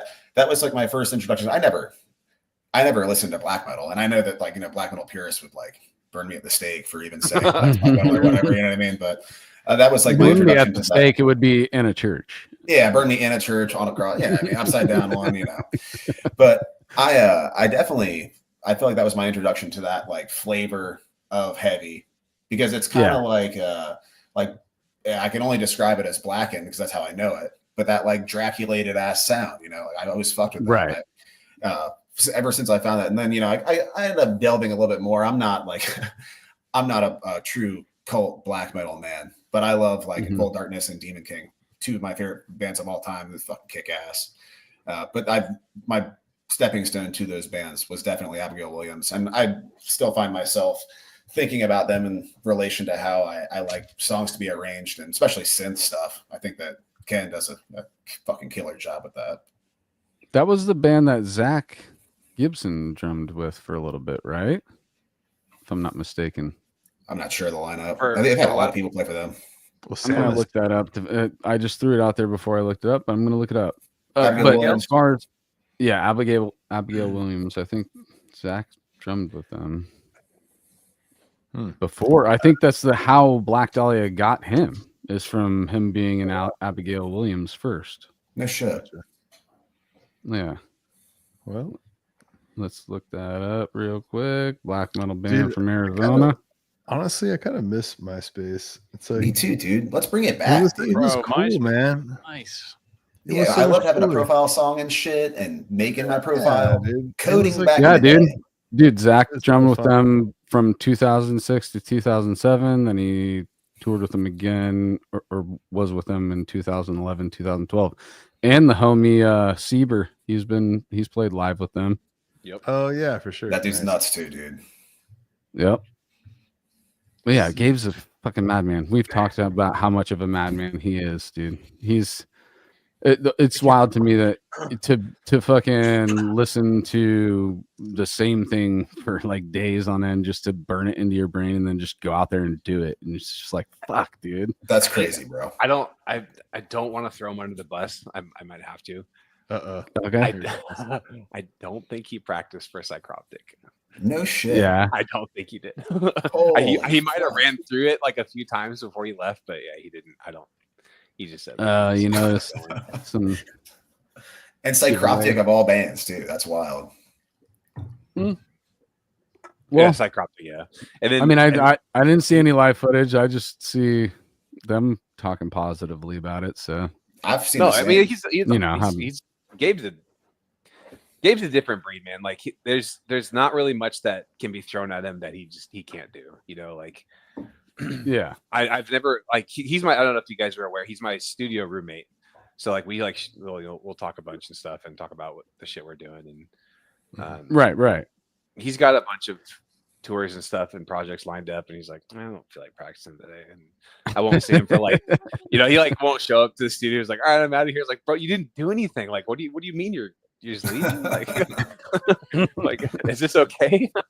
Oh, dude, I But mean, he's fuck, fucking- you he overworked. rocks it. Yeah, dude, he kills it, man. He's a savant drum learner guy. He's That's different. crazy, dude. Built different.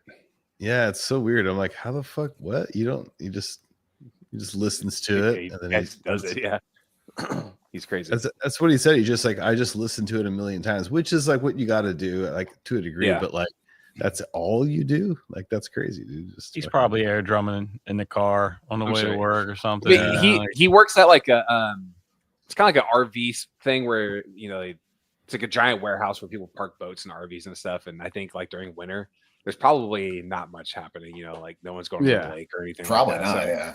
he's probably got a pad set up at the desk or something. He's just watching movies or practicing or whatever. And, That would be sick.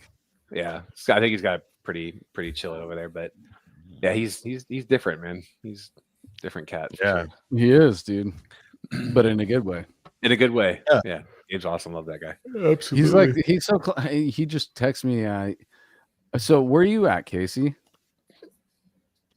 Where are you What? living right now, Casey? in Not Casey Howard. Yeah, so I'm you're in- in Sac, We're both in Sacramento. Yeah. dude. So I moved to Rockland. Oh shit! You're on like on. I live on. Where are you originally from? So I'm from Pacifica. I'm Okay. literally I'm in South City right now. I work down in the Bay during the week still, but eventually I'll be up there full time. But I own a home in Rockland. How do you do that? Rockland's Yeah, I so do- expensive, man. What the fuck? Well, I mean, I'm not going to divulge all my shit, That's but I fine, just got that's lucky. fine. The timing was right twice, dude. I bought Yeah, two homes, and the timing was right both times. Good for you, dude. man. Good for you, man. We- Fuck yeah. We just bought Yeah. a house last year in May, and we're up. I don't know if you're familiar with the Sacramento area. It's like a little bit south of downtown, near Land Park, Curtis Park area, kind of like where the Sac Okay. Zoo is. Like 5 Yeah. minutes away from the Sacramento Zoo. So Right on. And Gabe's closer to me, isn't he? Gabe, I think Gabe lives closer to you, yeah. But Yeah. I'm closer to the studio. Yeah, no. but I his- think, if I'm not mistaken, my exit is literally a couple exits away from Gabe's, dude. But I'm only up there on the weekends, and I'm soaking in all the family time while I'm up there. So it's like hard Totally. to kick it on the weekends. But once I'm Yeah. up there full time, dude, we're gonna be broing down for sure, dude. Hell yeah, dude. Let's grab some beers or something. That's dope. Yeah, no doubt, dude. When is that happening? Well, I got to find somebody to take my spot here, dude. It's a family okay. business. Gotcha. I'm a specific position, and it's automotive. It's really hard to just find even general mechanics right now. Right. So, we're looking for somebody, even if it's just a general guy that I can train. It's going to be that way. But yeah, if I left right now, it'd be kind of a void. Yeah, I'd be, no, you know, understandable. so yeah, we're trying to make it to where everybody's gonna come out of this thing fine, you know. Been working here since I was fucking 18 full time. I've been working for Pop since I was 12. I haven't worked for anybody else. So it's like coming out of the family business is going to be kind of weird. But either way, my main thing is definitely, obviously, I want to be up there with my family 7 days a week. Yeah. So as soon as that can happen, I'm going to be up there and then get a new job and then fucking we'll be kicking it, dude. I think you should like somehow find a way to get those wood panels though, so you can like yeah, still get the wood panels You in can the do that. room. You can pull that off. Yeah, dude. That's not that hard. Even if it has to be a green screen and find something similar. That's fine. Yeah. Or just get a good image of it, like professional, and then like put that as like a digital background. Right. But, you know. Isn't that how they do South Park now? Don't they like it's all digital, but it's like scans of like construction paper. Oh, okay, that makes sense. Yeah. Like they still want it to look authentic, so they just like have really good quality scans of construction paper and oh, that's smart. It's still I didn't know that. It makes sense. Either. Yeah. It's not So I've can been they on just this like cartoons. digitally cut it and make it with a like just a scan of it? So you're not, because that's wild to me, dude. Well, I mean, you definitely have to think at this point, like, there's no way they're still doing it like how they used to, where it's all literally taking images and all that. But yeah, they're just they have digital assets of all like construction papers, Me too. images. Like that's nuts. You know, claymation to this day still is like blows me away, dude. Bro, I know that's like archaic. Claymation scares the fuck out of me. I don't like it. I don't know why. Dude, I get it. Like, Stop motion of the movement. It's weird. It's very tedious, like obviously how they shoot it, because it's literally you take a shot, move a finger, take a shot, move the other finger, Yeah, that's take weird. a shot. And so they do that shot or that style throughout the day. But check it out, dude. If they get to a point where they're in the middle of a scene but they have to call the day, it has to be in like a temperature regulated, environment regulated setting to where nothing moves, shifts throughout the night. That's crazy. You know, that's so wild. The clay has to stay in the same position so they can continue the scene in the morning. That's wild. Crazy. Yeah. That's a lot. By the way, I found a picture of Anthony Hart at work here. I forgot. I was nice, dude. prudently on the older rack, dude. That's me working on a Stingray. You were actually, that's the same car that you took. You have the picture of me where I'm just sitting in it. Yeah. Kia Stingray? No, it's a 72 Corvette Stingray. Definitely not a Kia. I'm thinking of something new that came out then. No, it's a Stingray Corvette. Cool, man. Yeah, it's old school shit. But I work on everything. But yeah, the guys with the old cars, they like to bring them to me too. So I get to work on some automotive art sometimes, which is pretty cool. That's dope. Yeah. Enough about me though, guys. Now I'm talking about work. I'm surrounded by fucking flashlights in a unlit room of the building that I do all that shit in. Let's all right. So the dude that did vocals on Usurper is the first guy you collaborated with. Yeah, we got into death metal around the same time, like Black Dahlia. And how old were you guys at that time? 11. No shit, dude. Yeah, I was 11. So I was pretty much. I jammed with a dude when I was in 5th grade when I was like green, like pretty much just like knew a few Green Day songs. You know what I'm saying? Right. Yeah. And what we would fuck around and I'd play with this one dude that I knew from a middle school, and then another guy that I met, and the other dude ended up becoming a pretty prolific jazz drummer within his own realm. His name's Gordon Engelgau. Shout out Gordon Engelgau. That dude definitely knows how to play drums. I don't know. I haven't talked to him in a while, but last time I checked, he was still sick of drums. So nice. I want to say that it was from there that I ended up kind of jamming with a couple different dudes in my area. This is kind of a worthwhile mention. Where Eric and I live, there is really not a lot of musicians, really. I mean, there are, but it's like a lot of like blues dads, you know what I mean? And if I want to find, one of the reasons, I ended up, trying to find people to work with remotely was I didn't want to play beatdown riffs. I don't really have a problem with that, but I don't really want to play it. I want to shred. I want to play crazy tech death shit, And so I don't, a lot of the drummers that I would play with would end up just like taking my ideas like halftime or something. I'm like, nah, dude, I need you to blast this shit out. You know what I mean? Or like, the thing is out of all of this, out of all the weird, like having a hard time finding people to play with, my wife's brother is my friend of many years. And that guy, dude, I swear to God, I will show him something. I've taught him all of the Vivid Dark material. He learned everything in like 3 days, dude. Damn. So I'm very fortunate for that. You know what I mean? If I can ever find a way to you met your wife through him. You were friends with him first. Yeah. And what's funny is that's tight. I had said to him, I was like, "What the fuck, dude? I didn't know you had a sister." He's like, "Yeah. Why do you think I didn't tell you, dude?" And then now I'm married to her. You know what I mean? So, but yeah, so he's a rad guy. But he if I can ever get this into something that, I play shows with, I already have guitar 2 covered. He's the shit. But nice. That's the thing. It's cool to have another guitar player, but at the same time, like a lot of the guitar ideas and stuff, we were talking about, being open to collaboration. Obviously Casey is fucking Casey Brand. Whatever you want to do, man. Drums are on the money. That's cool. But I don't do vocals or whatever, but I have a pretty clear idea of what I want from the guitar composition and stuff, And one of the reasons that I played bass on Usurper as well was because I had an idea of what I wanted for that as well. And so it wasn't necessarily a lack of interest in collaboration altogether, but for this project, I just want to write the guitars for it. But so that being said, the thing that I found that I could do extreme metal with was not really effective in this setting, I guess you could say. We've been messing with some other shit. It's like power metal stuff. But so one of these days, y'all might hear some of that. This is my main focus now. So if I'm, it's kind of like Eternity's End inspired. I love that band fucking kills, dude. But yeah, anyways, Vivid Dark's my main project. So that's where a lot of my focus and, free time, so to speak, goes to.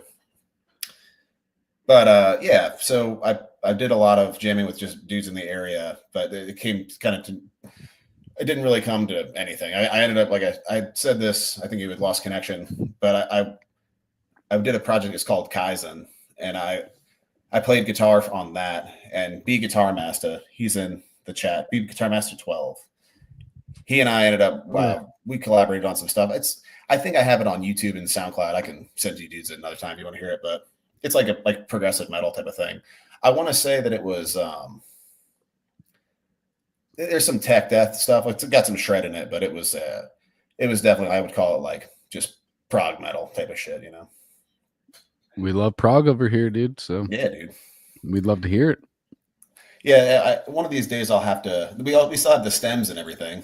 Maybe just get it remastered and just put it out. I'm actually, I truly do appreciate being able to have access to people's stuff that they may not feel is up to what they want to put out into the world, but I'm always the type that wants to go back to the origins of everything. So if there's recordings of any bands, dude, I mean, you go back into the Cynic demos, you go back into the Cryptopsy shit, and that, just even though it may not be the band that you know, but it's still just knowing that was bubbling up in those demos. So I always am a demo fan, dude. I dig that. Yeah, I know what you mean. It's cool to see like the origin point of how a band kind of became what it is, I think that was kind of the biggest problem, though. Like in retrospect, now that I'm put on the spot thinking about it, I think that the reason that I didn't put a lot of music out was because it's like, dude, I have I know what I want to make. You know what I mean? Yeah. And so it was just like, this isn't it.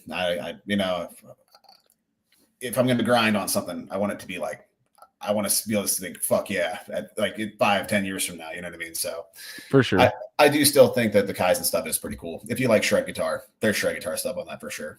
Nice. Hell yeah.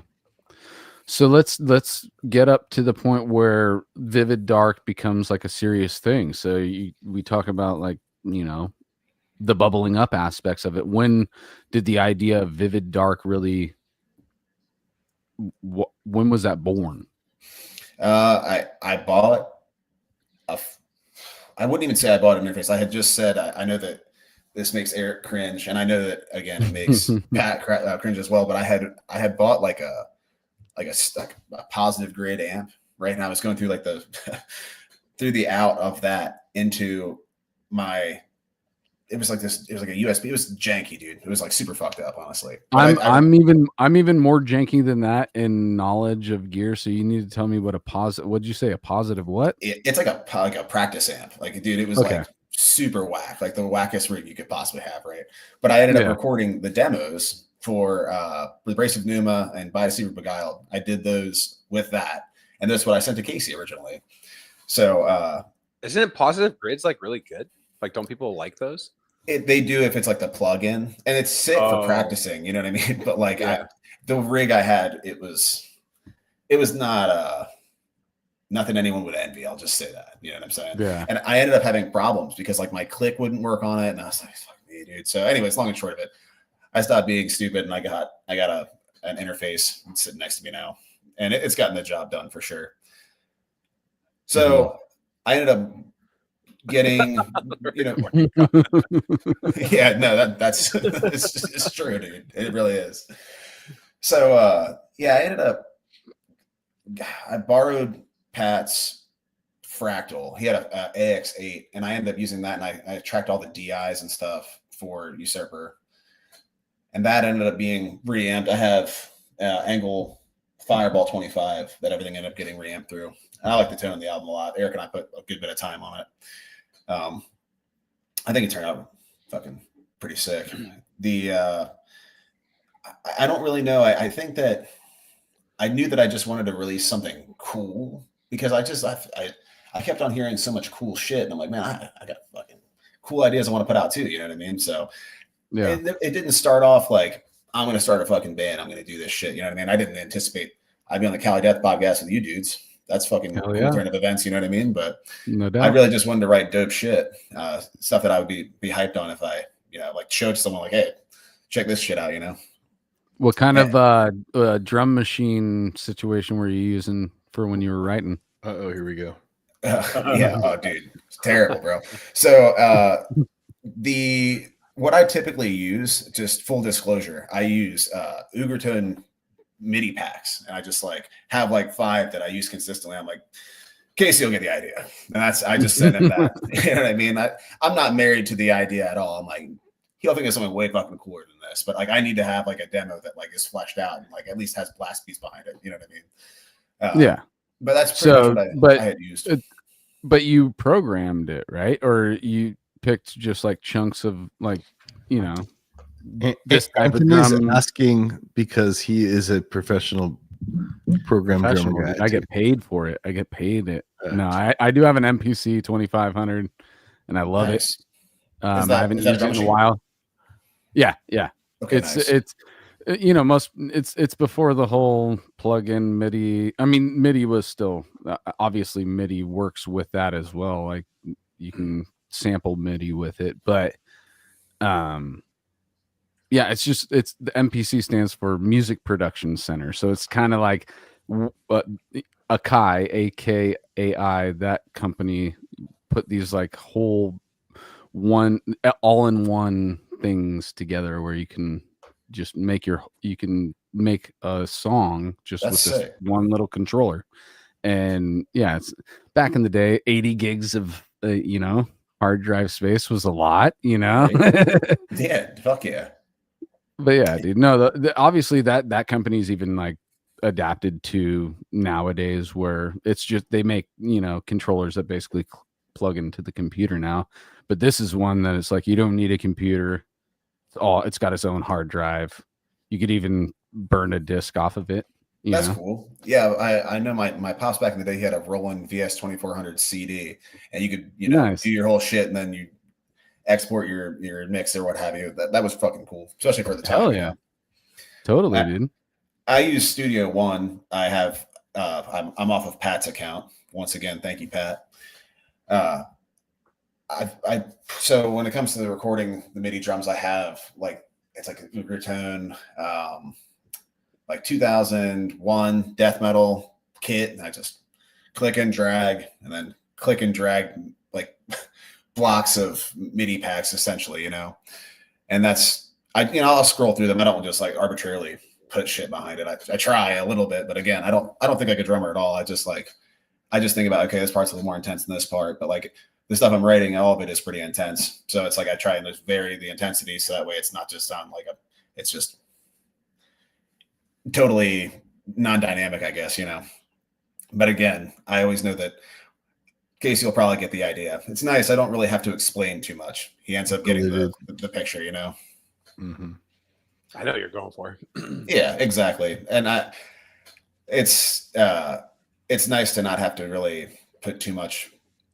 I don't have to explain too much. I just, again, like Anthony had talked about earlier, it's when it comes to the whole idea thing, if you trust the people that you're working with, it's not really a concern. I know that he'll do something way cooler than I came up with and make the riff sound better. There's a song that just got demoed with MIDI drums before the final recording of the live drums. And, like an idea that I might repeat, like a riff I might repeat or something like that. It'll have like change. The drums will change under it. So the riff takes a different shape altogether. Ephemeral track 1 on Usurper has a part that's like that, where the drums, they vary so much underneath that it feels like the riff is changing, but it's not. It's the same fucking riff the whole time, And I think that's a really cool element to the way that the dynamics work just between awesome. Old Casey and myself. Oh yeah, no doubt, dude. My Caputo. I actually had a similar reaction to not like style wise, but just the fact that you guys like to sit in a riff longer and explore the riff a little bit longer. A band that continuously stacks riffs can't really fully like drum wise, stretch. Well, yeah, so yeah, that's what I'm saying. So if Austin was to continuously play a riff for a long enough time to where you can explore multiple ways you can enhance that riff throughout the amount of measures that he plays that riff. Definitely. There's like that. I know what you're talking about. Saying? It expands it a little bit more. I think when guitarists milk riffs, I think it can be cool. It depends on the riff. You know what I mean?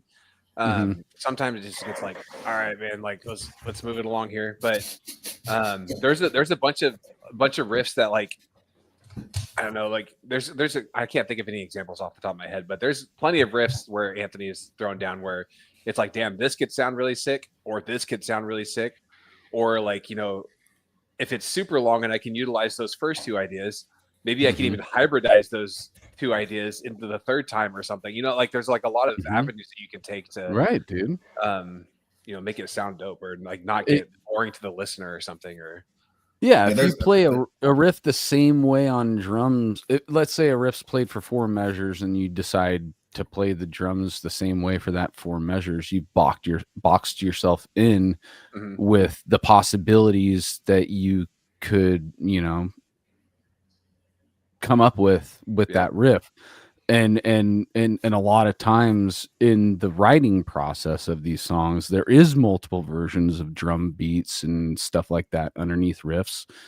And there's a time where there's 2 different ways that it sounds sick, and so it's like, okay, maybe we can do both of those. And then you said like, and then that starts the ball rolling of like, what if we, mix those 2 or even have a third different way and just kind of, I think that once you get an idea to not fully flesh out that idea, not fully wring that towel dry, is kind of you're not giving the full potential of the idea, know. exactly. And it helps too, because like Austin's really good with like, I feel like he has a really good like intuition on, you know, how long you should like milk a riff. You know what I mean? Like how, like, I guess how would I say, like how long is too long? You know what I mean? Yeah. So it's like a lot of the stuff that, you know, like at first listen, I'd be like, man, I feel like this should get maybe like cut in half or something, but I'm just like, nah, I'll figure something out to make it work. And then, you know, maybe the riff will appear later, and then I can use an idea from when it was used previously, and then, you know, maybe spice it up or like change it completely. And it just gives it like, yeah, a totally different feel for like the second time around. And then I feel like it keeps the song actually fresh and moving along, and it just doesn't sound like it's copied and pasted. And it sounds more cohesive. No, it totally. Fuck yeah. It gets away from what you were saying. I'm sorry, Casey. I just want to finish this thought, which is, it does do exactly what you're saying. It inhibits you from getting bored. Not that the riff is boring, but I understand that if you hear something for long enough, you could be wanting things to change and move on and all that stuff. But if you keep it interesting underneath that, you can sustain a sick riff for longer and keep it interesting. All right, that's all I have to say. Sorry, Casey. Worth noting in that regard, I think of like when you think of groove, you know, a lot of times people think of like funk or something like that, where that's like where the head immediately goes. But when you have like a repeating riff and the drums are doing their own thing, there's like Tech Death has a different groove, so to speak. And so playing into that, I guess, is just another way of phrasing what you were saying. But I think that there's something to be said for that for sure. Yeah, no doubt. I think it's the concept of, in any style of music, considering what's tasteful, you know?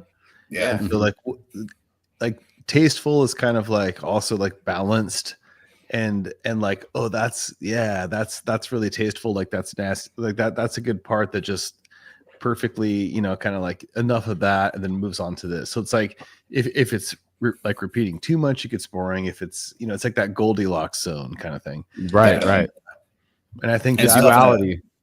In a really busy genre of music that's like kind of known for just like peacocking, it's difficult, you know what I mean? Exactly. Yeah.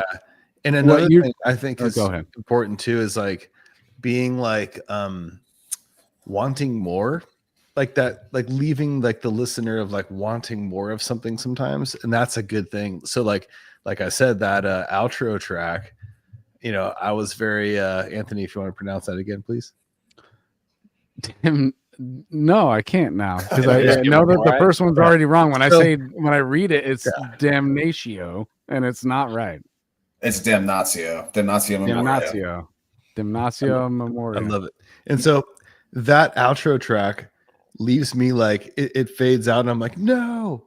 Yeah, like, that was the goal. You know, I'm thankful. Thank you for getting that. You know, and it's funny because Casey understood the assignment as well, because the outro, the beat changes slightly as it's fading out, so it feels like it goes on forever, but it's over. Yeah, so I get you. That reached.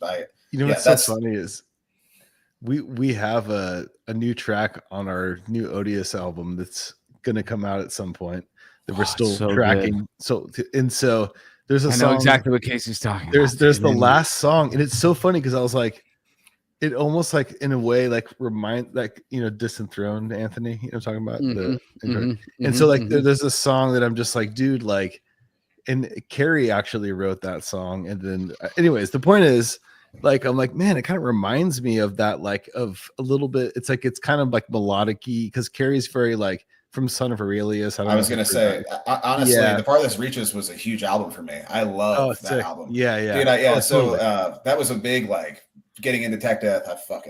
I burned that shit out for sure. Yeah, and like you guys are on your whole, like you guys are way faster, like on this like different like plane, but there's like it. You guys remind me like of a mix between that, like you'll hear it later, but like that stuff that Carrie wrote, like in that particular song kind of reminds me of that particular song. It's like this like dark classical heavy, like we're all going for the same kind of thing, and you guys just got it, nailed it. I was like, that's sick, hell yeah.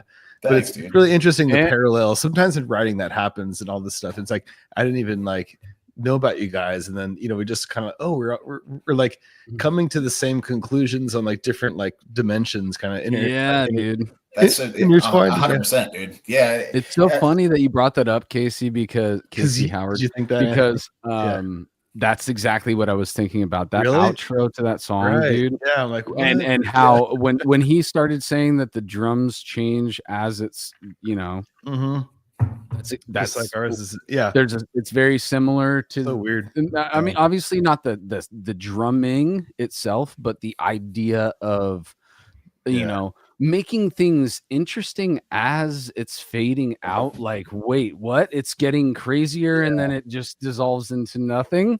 Definitely. Yeah. You know, And dude, related- Casey Howard is doing, and Casey Brand did some great stuff on years. But I just to give Casey a little more props, because Also he the has man, done What? some amazing stuff on this new Odious record. I'm yeah. actually, and I got the new mixes after this last week, and I honestly have stepped away from it a little bit because things in life and all that stuff. But hearing the new mixes, dude, and how Alex played and everything that Carrie was involved in the writing and all of his solos and everything, it's just it's actually, in my opinion, it's gonna be the best Odious Mortem record we've ever done. Yeah. And yeah, I'm not trying to like take this away from you guys, but we brought this up, and I just want to say that what Casey's talking about is it's hitting those same vibes of leaving me, even the person who's in the band, wanting more after that song. That song you guys, is so, dude, you guys did such a good job of that on that. Like, and I love the whole EP, but I love the outro of it. Like, I'm just like that last song and everything. I'm just like I said, just like at the end, I'm just like, more. What the hell? More. It's so good, you know. And that's the whole thing. And then one last thing and then I'm going to shut up for a minute. It's all good. Are you familiar with Ophidian Eye? Fuck yeah, absolutely. Okay. Those dudes are sick, man. So that also reminded me, you guys kind of like tap into some of that, and every band's different. It's like saying like, necrophagist, and you know, it's like we're all like, it's that was 20 years ago, right? Like now, but it's like insane to think about, but yeah. In a modern sense, like it's just like, oh, dude, like okay, so like when I hear your stuff, I think of that kind of thing, and I'm like, oh, and then I hear some like or not like I don't hear Ophidian Eye, but I hear that like same like super like fast, crazy technical like brutal death metal, but like with all that melodic stuff in a way that's done that like certain bands hit it on the nail to me, and like you know First Fragment and stuff like that. But it's like, but you guys like hearing your stuff, I was just like, there's something there that I'm just like, this band is really good. Like there's something that I really like. You know, and I can't wait to hear more stuff that you guys write, man. Well, that leads me to, you know, that outro is in my head. That's the last thing people heard from us. Right. You know what I mean? And then the EP2 has been written for a little while. Casey's working through the drums and such, but compositionally, in terms of guitars and bass and such, it's pretty much, you know, where it's at, you know. Nice. So yeah, I've been putting a lot of thought, honestly, in terms of the way that it's presented and stuff. Like the compositions kind of are rooted in like I started writing them, but the final polish and stuff is all Eric. In terms of like the way that like the choice of like where impacts are and the way that certain guitar parts fade into each other. There's a lot of cohesion between the way that everyone is kind of has their hand in the pot to some degree, but I think it has a positive outcome. That being said, the new stuff I got Usurper starts like, you know, really fast, you know, and it's kind of, you know, in more of like I guess you could call it like kind of a melancholy type of thing. But you know, there's a lot of fast stuff on the next stuff, of course. It's the kind of the calling card, but at the same time, I find myself wondering like what the best route to take. Like if someone were to listen, like I've listened to Spawn of Possession, I listened to Cabinet, Noctambulant, and then in Curso back to back many, many times, you know, and it's cool to hear them the way that they flow into each other. I'm interested in seeing if I can pull off something that makes it feel like a cohesive piece between itself. You know what I mean? Yeah. Because I've heard other bands do something like that, you know, Into the Moats, one of those bands that, you know, ended Killer an band. album with a riff and then started the next album with that same riff, you know, it faded out of that that's riff. a cool idea. Yeah. And with these outros that we're talking about, I think that these are both examples. The Odious one, the Vivid Dark one, they're examples of something that you could do with that, you know, like literally make it pick up right where things left off, you know. Yeah, because But that's the then, thing. but then you add your new flair as soon as you know, get into the business. Well, it's the second release is going to be another EP, right? I've been like hammering, but right now I'm like in like a collecting phase, right? I've been taking lessons again. I'm like studying guitar constantly because I want to write. I want like a full length down the line to be like the best thing I've done. You know, I always want to do something better than the last time. You know what I mean? But I've been working on that right now. Mm-hmm. But it's like it's interesting the way that works, because by the time Usurper dropped, I was like, all right, this is old news. You know what I mean? Because I had already written most of EP2 at that point. Yeah. And now the classic tale. You're already bored of your shit once it comes out. Yeah, it's really fucked up.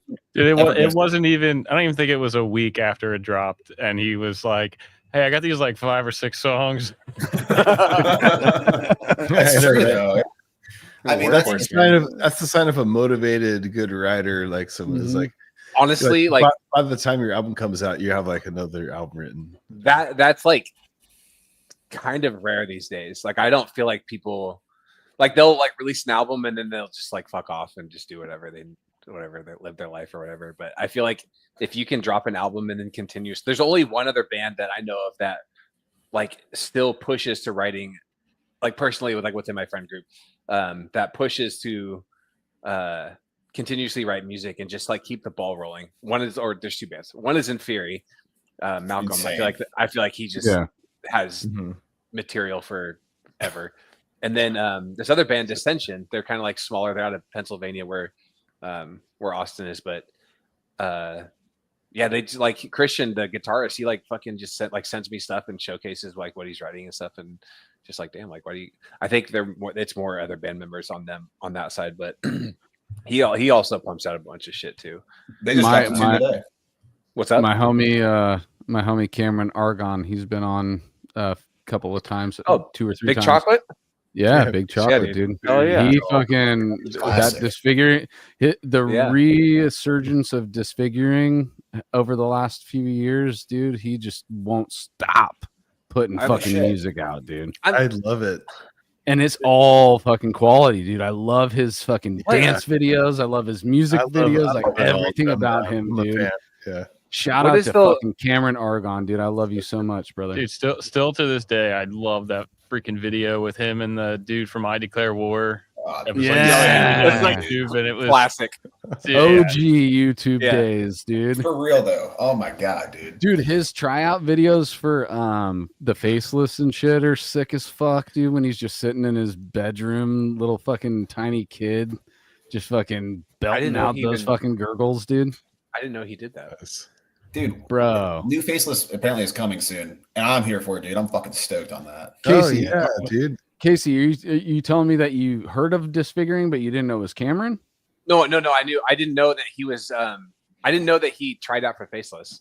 I didn't know. Well, I wouldn't say it was like necessarily trying out, but it was a submission video that he put up on YouTube, because there was a time where Faceless was looking for a vocalist, so people would upload their tryout videos, and he did one of them. And dude, he's fucking rad as fuck, dude. Has he dropped 1 year ago? Bro, he drops fucking like every month, dude. That dude's putting new music, singles and albums out constantly, bro, for like the last 2 or 3 years. I listened to The Brutal Machine. Yeah, dude. That's wild. Like, bro, it's so Casey, fucking creative. Isn't it really fucking unique, insane, bro? Yeah, dude. Like, it's super unique.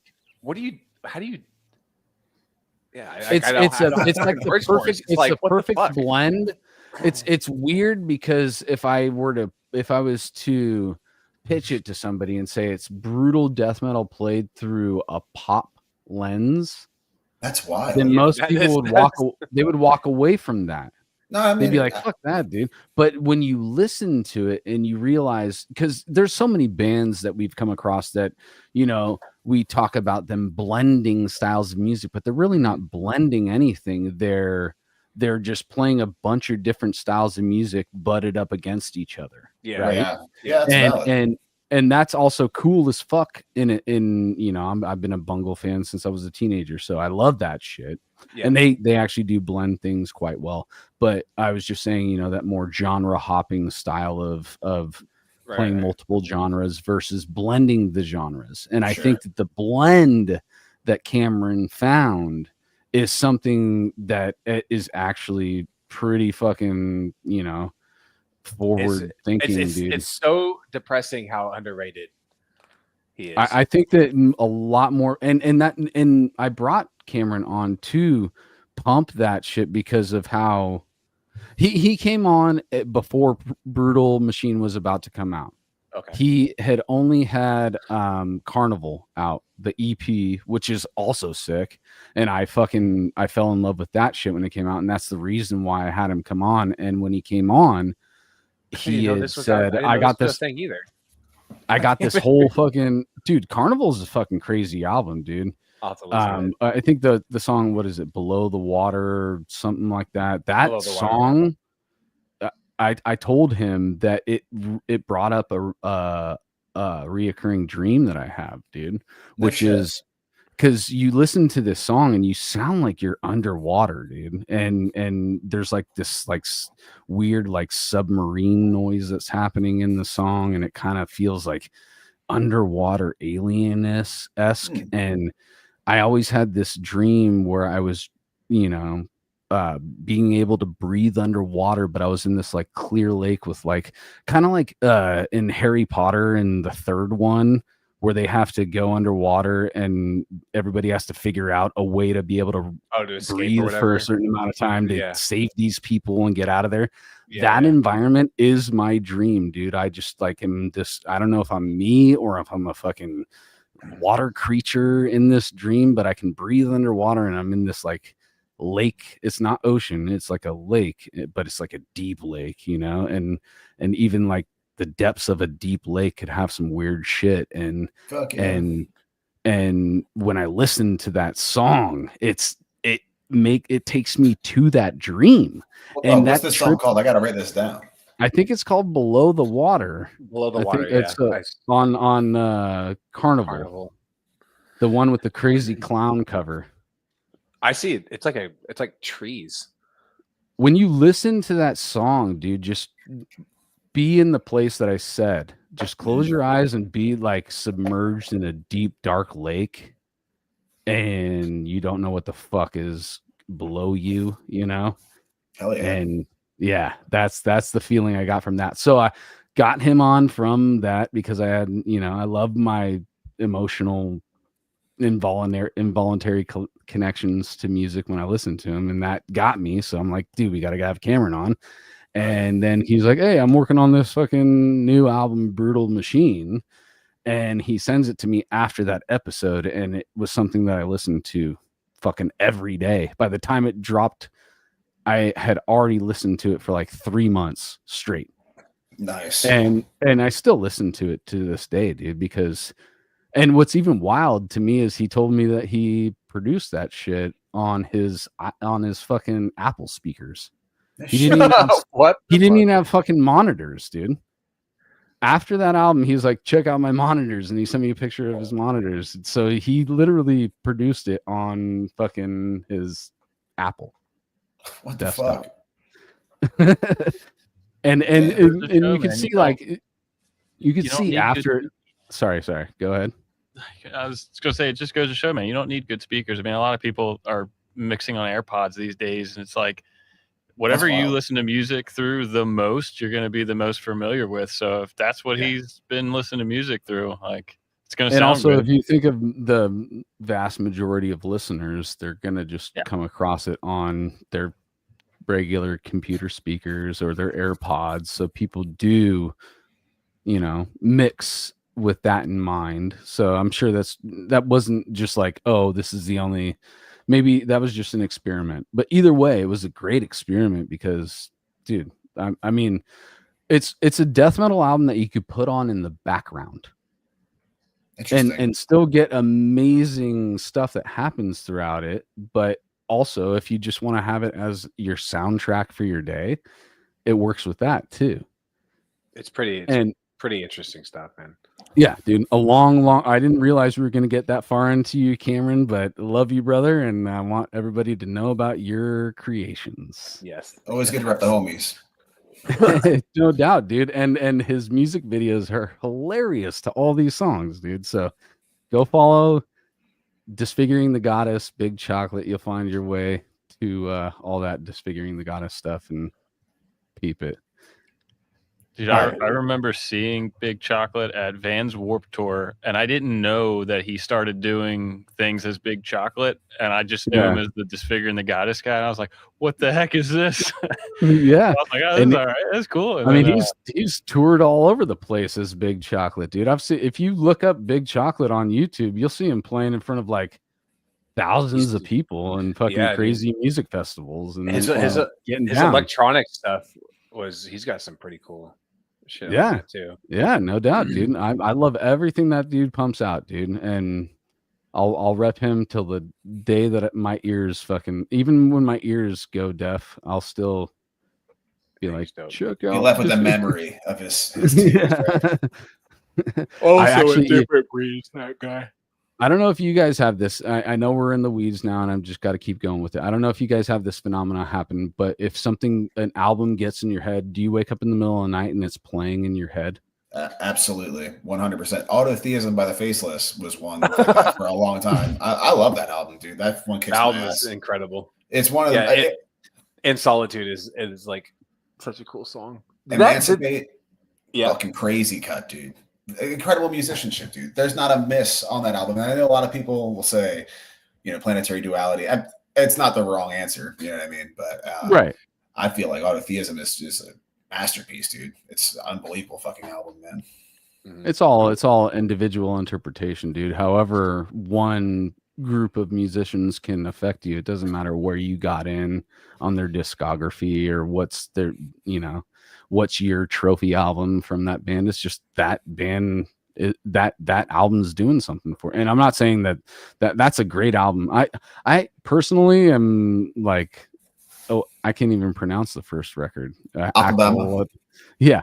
So that was my first intro to them, on the in the MySpace days, and I still have this nostalgic feeling when I listen to that record, I'm with you on that. All Dark Graves gets me every time. It's just like it takes me back. You know what I mean? It's a really good album too. I feel like that gets slept on because of how like Planetary Duality was like a blockbuster album. You know what I mean? And then Alphabama kind of got lost and like kind of got relegated to being like their debut or whatever. But I still think it stands up for sure. Yeah, for sure, dude. I mean, yeah, no doubt. What was it? We were talking about the waking up in the middle of the night thing, though. It's like, if it's ingrained in your brain, isn't it weird? Because there's times where I'd like wake up multiple times in the night and different parts of an album would be playing, but it's the same album. Yep. Why is my brain playing this while I'm sleeping? And it feels like it's on repeat, and I'm just waking up at different times during the album. Hell yeah.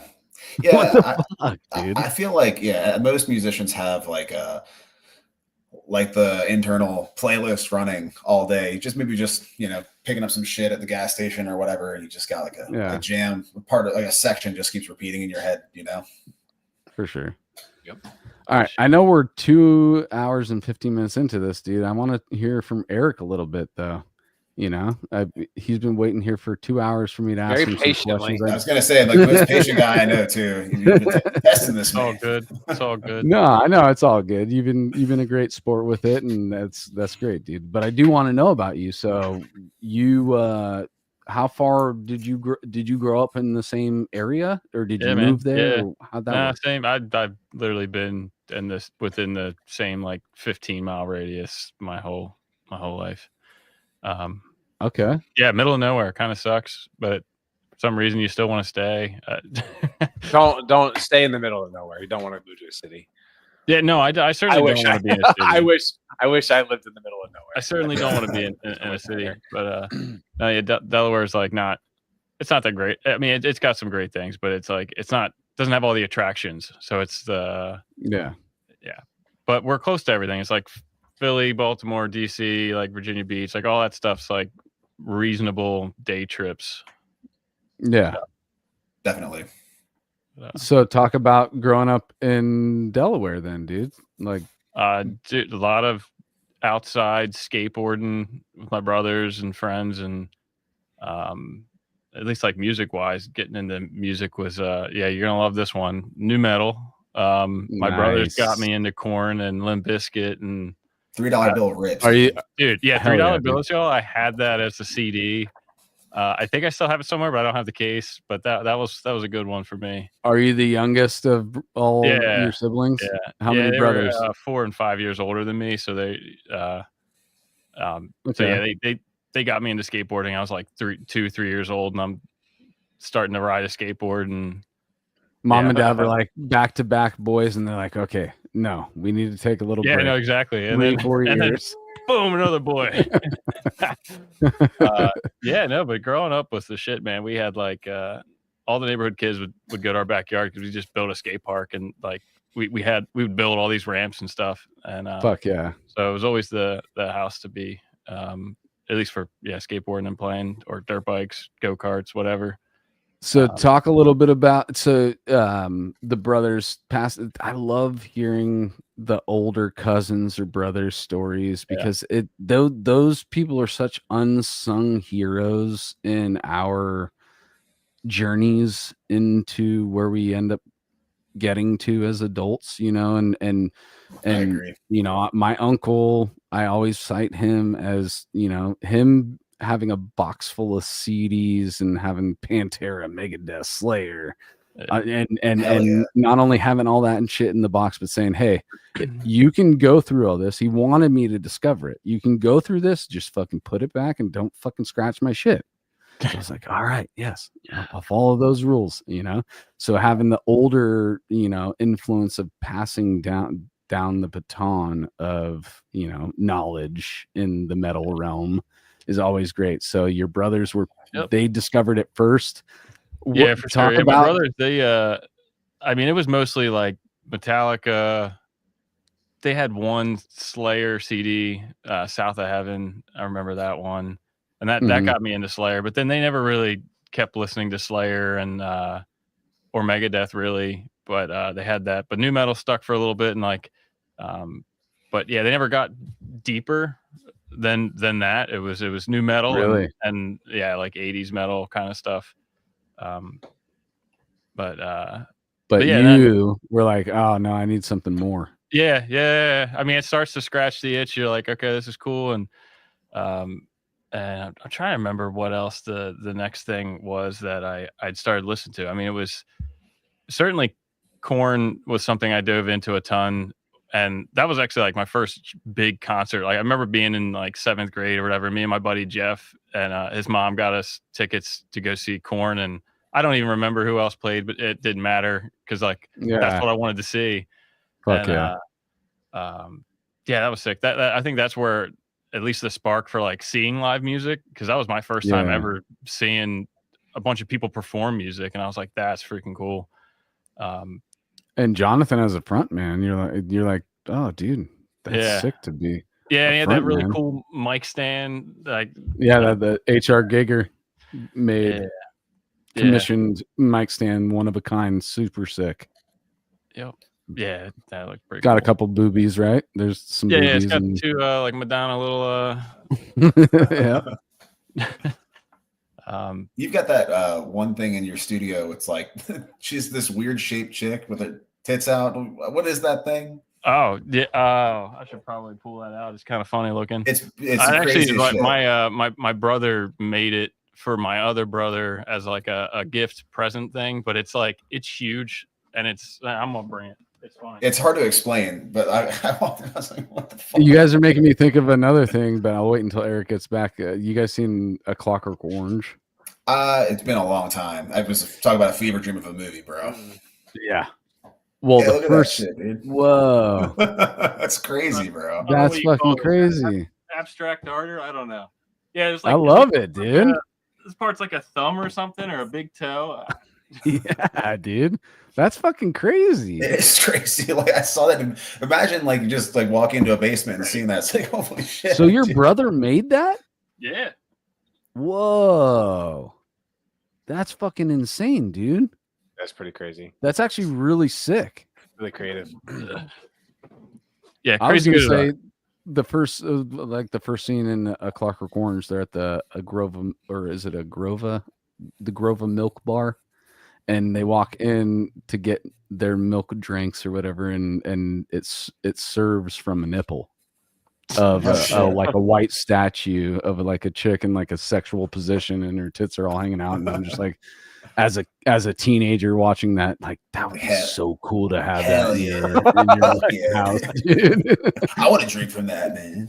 Now I'm a dad with 3 kids that never have a place in my house to ever put something like that. I'm just like, maybe one day, dude. You know, I missed the boat, dude. I missed the boat. I should have stayed a bachelor so I could have had the milk bar titty chick.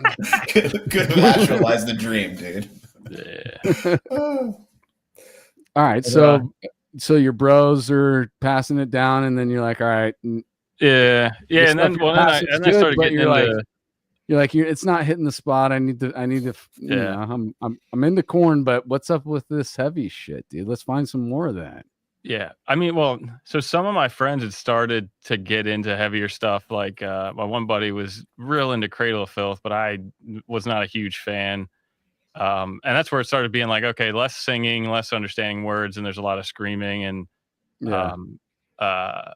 and then at least like musically, like growing up, I was mostly just skateboarding all the time, and I wasn't really playing guitar or thought of playing any instruments. Nobody in my family really played any instruments.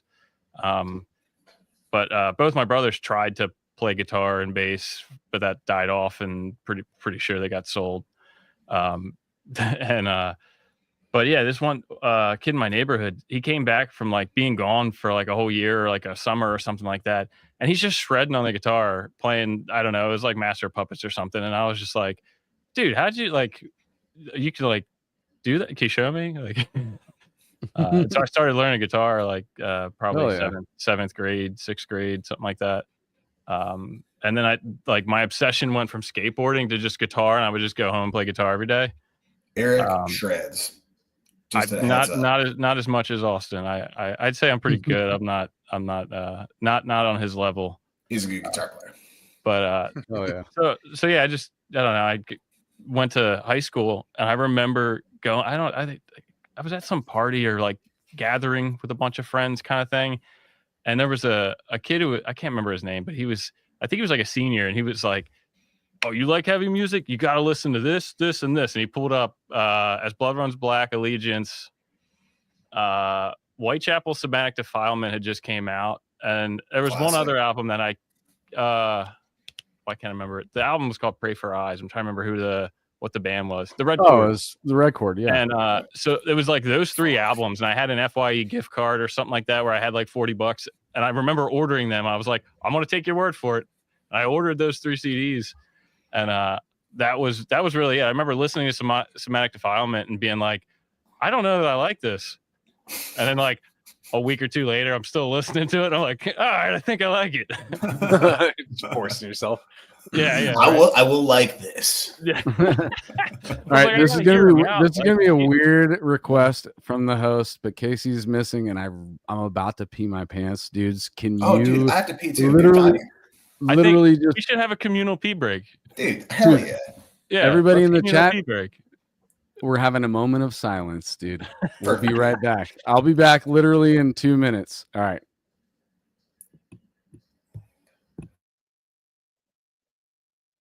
I guess I'll just sit here because I don't have to pee, so just chilling.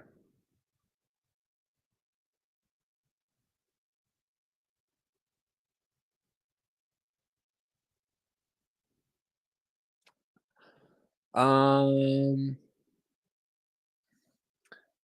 been listening to. It's not metal at all. It's this city pop. This guy, his YouTube channel name is Heavy Machine Gun, and he uses AI to recreate old video game soundtracks into city pop, and it's really fucking good. I'll link the latest one. It's pretty interesting. Dude, Like that was fucking orgasmic. This one's the Ocarina of Time. He redid the Gerudo Desert Marketplace, the Market Town theme song, Zora's Domain theme song. He's got a bunch of them. He did Mega Man, Chrono Trigger, Super Mario RPG. You're plugging a human? Who is it? Who are we plugging? I don't know who it is. It just I've turned Austin onto this a few times. You talking about that city pop deal? Yeah, dude. Bro, that shit rips, bro. The Mega Man one has been kicking my ass, and then the Ocarina of Time one today. Yeah, dude, that's been my shit. It's so crazy cool. I mean, it's all AI, which is a little depressing, but yeah, it's pretty fucking cool, man. Hey, worth noting, because of Pat being in the chat, Pat is working on. I've sent Casey some of this, and I sent Eric some as well. But Pat is working on like kind of it's like Melodeath meets like old video game soundtrack style shit. It's coming together cool. I put a couple solos on it too, but it's his music. Hell yeah! Is it like actual 8-bit stuff? No, we just like a Melodeath like band thing, but done like inspired by old video game tracks. Yeah, totally. Sick, dude. Yeah, dude. Back to Eric, man. Yeah, dude. Back to Eric. So where was I? High school, freshman year. I don't know. I super into Whitechapel, and at that time, like the whole MySpace deathcore era of things is going on. So like you can go to a show and it's a very small venue, and I'm seeing Whitechapel, Bring Me the Horizon, and all these other bands before they're like blowing up and getting huge, which is pretty cool. So that really got me into really wanting to like play music, and I like through middle school at the end of it and freshman year of high school, I got really lucky. A lot of my close friends that like they're my best friends, we all got really good at playing instruments, and they all weren't the same instrument. So pretty early on started my own band, and we were just playing shows all through high school. What was it called? Born with Open Eyes. I'm still in the band. I still play guitar in the band and do background vocals. Dude, I totally now because we all linked up on socials this week, and I do remember seeing you and your profile when we became linked. Born with Open Eyes was a cool fucking name for a band, I thought, dude. Dude, I was so pissed about how that came about. Anyway, I love the meeting. I hate saying it, but we had this bass player, and he. I remember we went to play our first show, and it was in this one guy's basement. Shout out to Jonah Latshaw. It was in Jonah's basement. He used to throw these really awesome shows in his basement. I don't know how his parents let him do that, but anyway. Growing up being a homeowner really just like puts a lot of things in perspective. You know what I mean? Like, damn, the fuck did this happen? So like none of us had like we hadn't agreed on a band name, but we were gonna go play the show. We only had a couple songs. The vocalist that we had at the time, he didn't have lyrics. Like he's just screaming whatever phrases come to mind, and then afterwards, like everybody's like, who are you guys? Like, what's your name? And then our bass player's like, we're Born with Open Eyes. And we're like, we didn't agree to that. That's a fucking good band name story. But it stuck. I love the meaning of it. Like the whole idea of like, what if you were born with knowing all the like evil in the world, and like metaphorically your eyes were open. Yeah. Kind of deal. And that's what I got from it, dude. And that's what I liked about it. Then that's great. But it's one of those ones where people always end up saying it backwards. They're like born with eyes open or whatever. It's always like it gets flip flopped around. That's why I hate it. But open with born eyes. Dude. Yeah. Like, well, we also joke porn with many guys, or a bunch of different ways to say it. But Oh shit. but yeah, so then I started doing that in high school, and that's I still do that now. It's slow burn, just kind of like as we get material, like everybody in the band's got a full-time job, half of us have kids and other Are you responsibilities. doing vocals in that band too, or are you just playing guitar? I am playing guitar and doing background vocals. All right. Here's an aside. Eric's the only Born with Open Eyes is pretty much the only tech death band that ever existed from Delmarva until Vivid Dark existed. That's a true story. Wow. Never, I love that, dude. No one before, other than there was Aborted Existence, but Born with Open Eyes was. Yeah, I think I really do. Sorry, go ahead. Aborted Existence. Them and why can't I remember that other band name that used to have Jesse Bueller in it? Oh, fuck me. Background? No, Scorched? No. But anywho, both of them like ended kind of right around the time that we started, and we never got to like overlap because I think they'd already like stopped playing shows and stuff. Alongside my whole demo rant that I had about like finding out origins, I also love learning about like notable local acts that didn't make it outside of their area much. And I'm not saying that you guys didn't. I'm just saying the idea of a quality band that's truly underground and only known mainly in their local set. And you're saying that they were the first ones from your area. That piques my interest because there's so many other examples of that same exact thing. You know, Rochester, New York. I could find a ton of bands just from that one little, you know, concentrated area that nobody know about. Dude. God damn, so many bands, dude. It's the same thing. And there's, you know, so many. I mean, anybody who had a regular venue that they went to multiple times throughout their adolescence came across those local bands, and those bands made those impacts in a live setting. And, you know, for example, you were talking about All Shall Perish earlier. Before All Shall Perish in the Bay Area, there was a band called End of All. And it was members of All Shall Perish before All Shall Perish became a thing. It's the same vocalist as the first All Shall Perish record. Okay. What is it? Hate, Malice. Oh, yeah. Revenge. Yeah. Hate, Malice, Revenge. So that first record, that came out of this other band or a couple other bands, but one of them was End of All. And that was an opening act at the Pound in San Francisco back in the day when I used to go there in high school. And it was basically like, you know, more of like a Skinless type band. And then all of a sudden this thing, All Shall Perish, came out of it. And we started seeing that band, you know, but nobody knows about End of All, you know. There's another End of All that actually is a sick metal core style band that members of From a Second Story Window would have eventually they came out of that. That's actually a good record, but don't mix it up with that record. There's another End of All from the Bay pre All Shall Perish that I think that was so sick live, dude. And isn't that crazy how it's just like we have these just memories of seeing these bands at one or two or maybe a handful of times. They may have put out a demo and then nothing happened, but they made an impact on you personally. Fuck yeah. Absolutely. So nowadays you go back onto the internet and you try and find that shit and it's not there anymore. It's actually gone. There's another band too, Existence. We saw them open up for Hostility back in the day and they were fucking so sick. Their drummer was only like 14 years old or something like that and ripping blast beats, bro. And they put out 2 records. You can't find them anywhere on the fucking internet. You can barely even find it on YouTube, you know?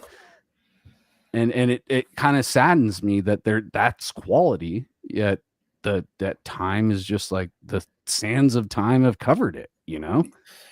Yeah, no, I'm with you on that. That does happen to some fucking sick bands. MySpace going away, we lost a lot of music, I feel like. We did.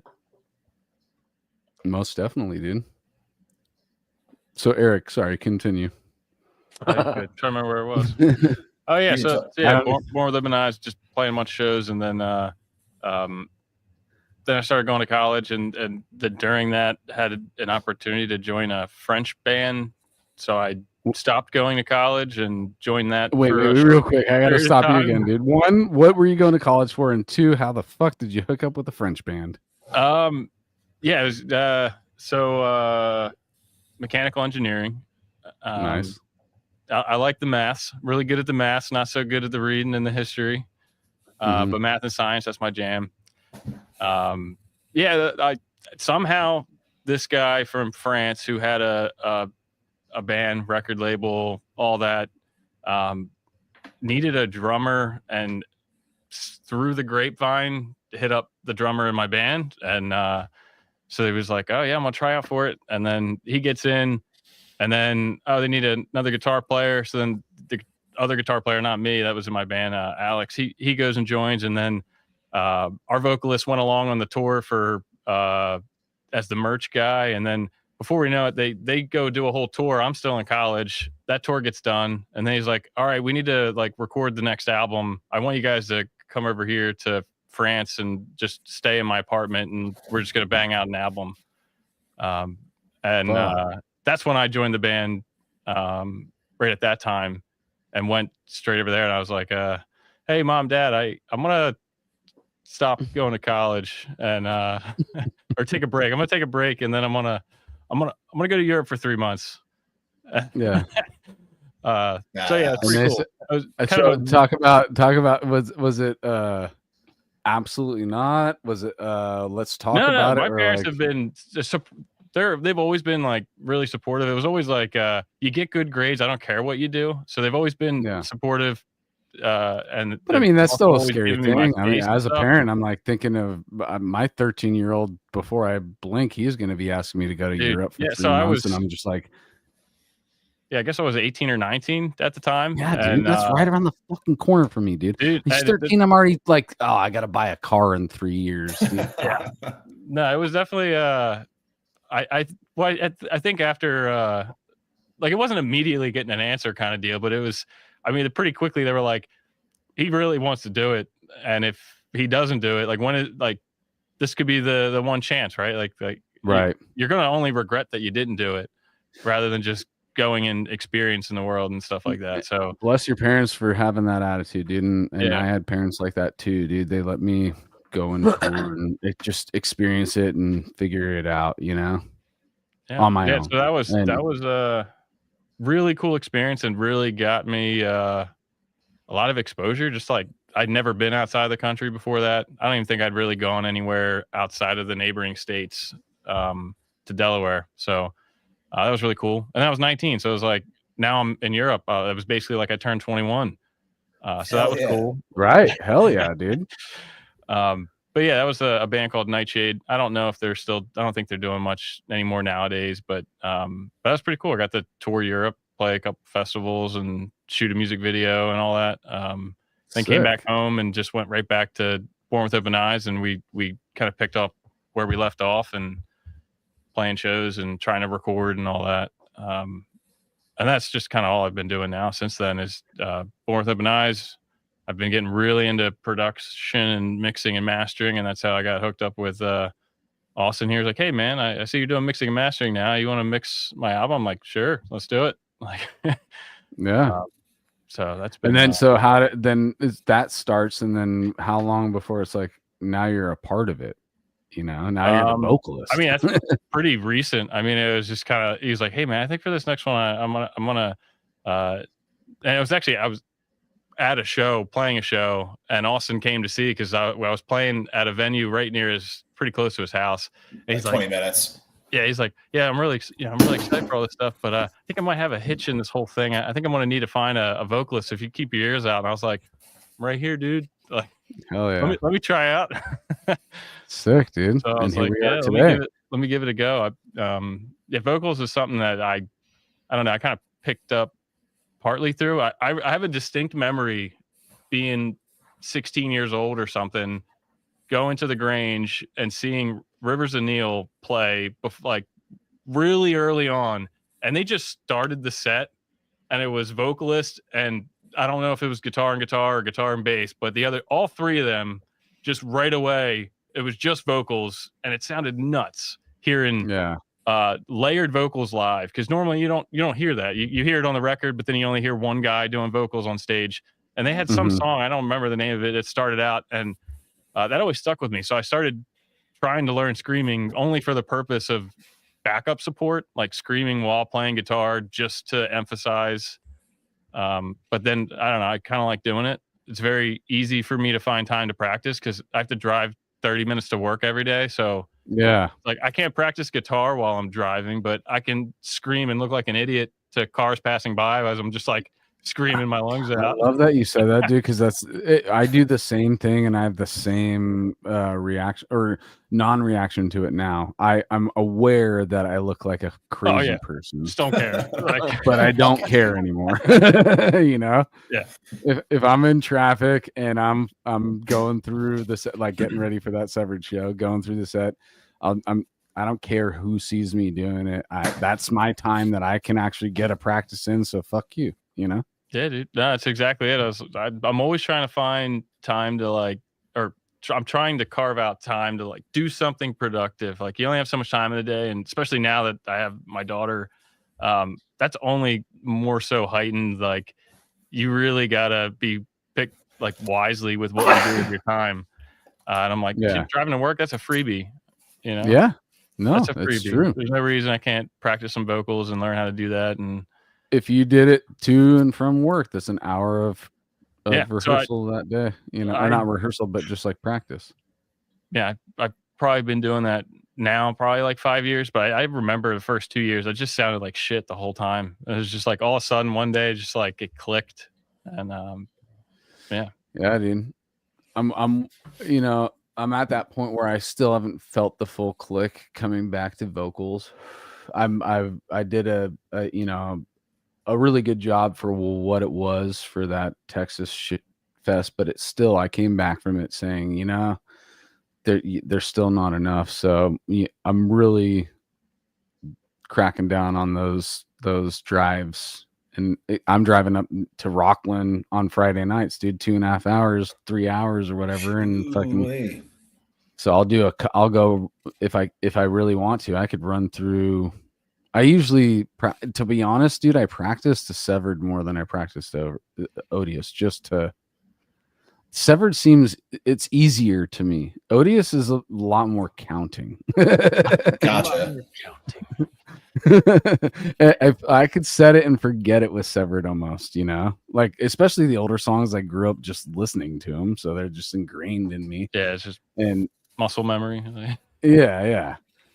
But with the Odious shit, it's like I can't get stuck in a different thought. I actually have to focus. Yeah. But yeah. So then, all right. I forgot to mention was I actually did go back to college, and I did finish. Nice, dude. Hell yeah. Yeah. So, and now with that degree, what are the possibilities? Would you say mechanical engineering? Yeah, so I got a degree in mechanical engineering, and then I work as a process engineer, which is, I don't know, like if you ever see any manufacturing equipment that makes a product, there's usually a process engineer tied to that line that kind of deals with some of the mechanical stuff, but really you're making sure the process is running right. If they want to validate a new product, you go through all that stuff. It's not really something you necessarily go to school for, but you need an engineering degree to be qualified to do it. Now I do a bunch of R&D, like research and development. So it's like, hey, how can we completely like reinvent how we make product X or Y or whatever. So I did a lot of R&D stuff. Right on. So, all right. The last thing I want to get to before we wrap this thing up is concepts. Who is it? Mainly you, Austin, who's writing the lyrics, or is Eric going to have a part of that now?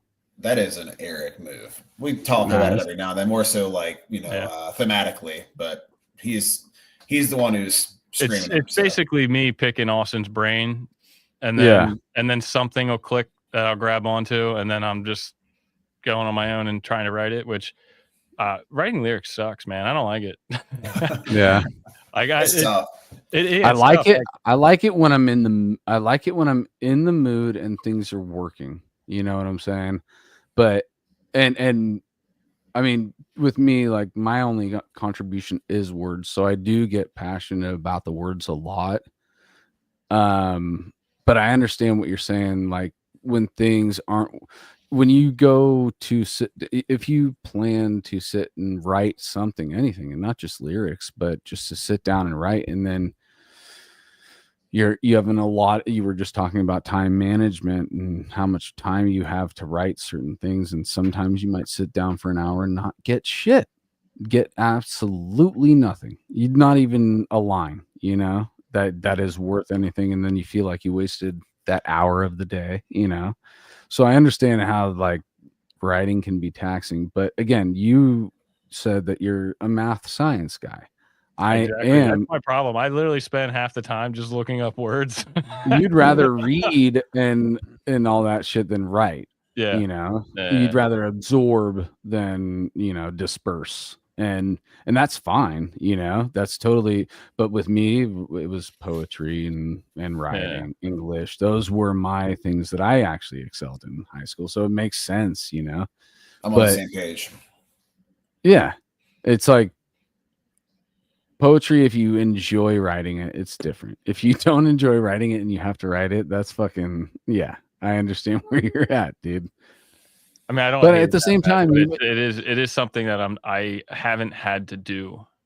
And also you're probably you truly want to give yourself to it and actually make something good. So that's probably what's hard about it. Is it goes back to how, we constantly judge ourselves. Does that sound whack or does that sound good? I don't know. And then I keep going. I'm like, I kind of said that over here with different words. Yeah. Oh, dude, there's been so many times where I've started writing a song and then be like, fuck, dude, I'm in the same concept as the other song. Yeah, you're like, I gotta take myself out of here. Yeah. Start fresh. No, I understand that. But once you're finally done, you have something that you really are like, all right, it was all worth it. That's what I'm waiting for. Yeah. I'm almost there, dude. I got a lot of good stuff for the new Odious record. It's not fully done yet. There's some really cool things about it though. And yeah, it'll be here soon. Fuck yeah. That's all I gotta say. Nice. Now I gotta ask you a question. I'm just curious. Do you ever spend time thinking about not so much are the lyrics all first, or do you ever just hear like a pattern in your head over the riff that you're like, it's got to be these syllables this way because that's what I'm hearing. I don't know what the words are yet, but I'm gonna fill it in later. Yeah. Okay. So I'll say 95% of the time it's lyrics first. There are a few times where riffs have happened either, in Odious or Severed where before I know the words, a rhythm comes out.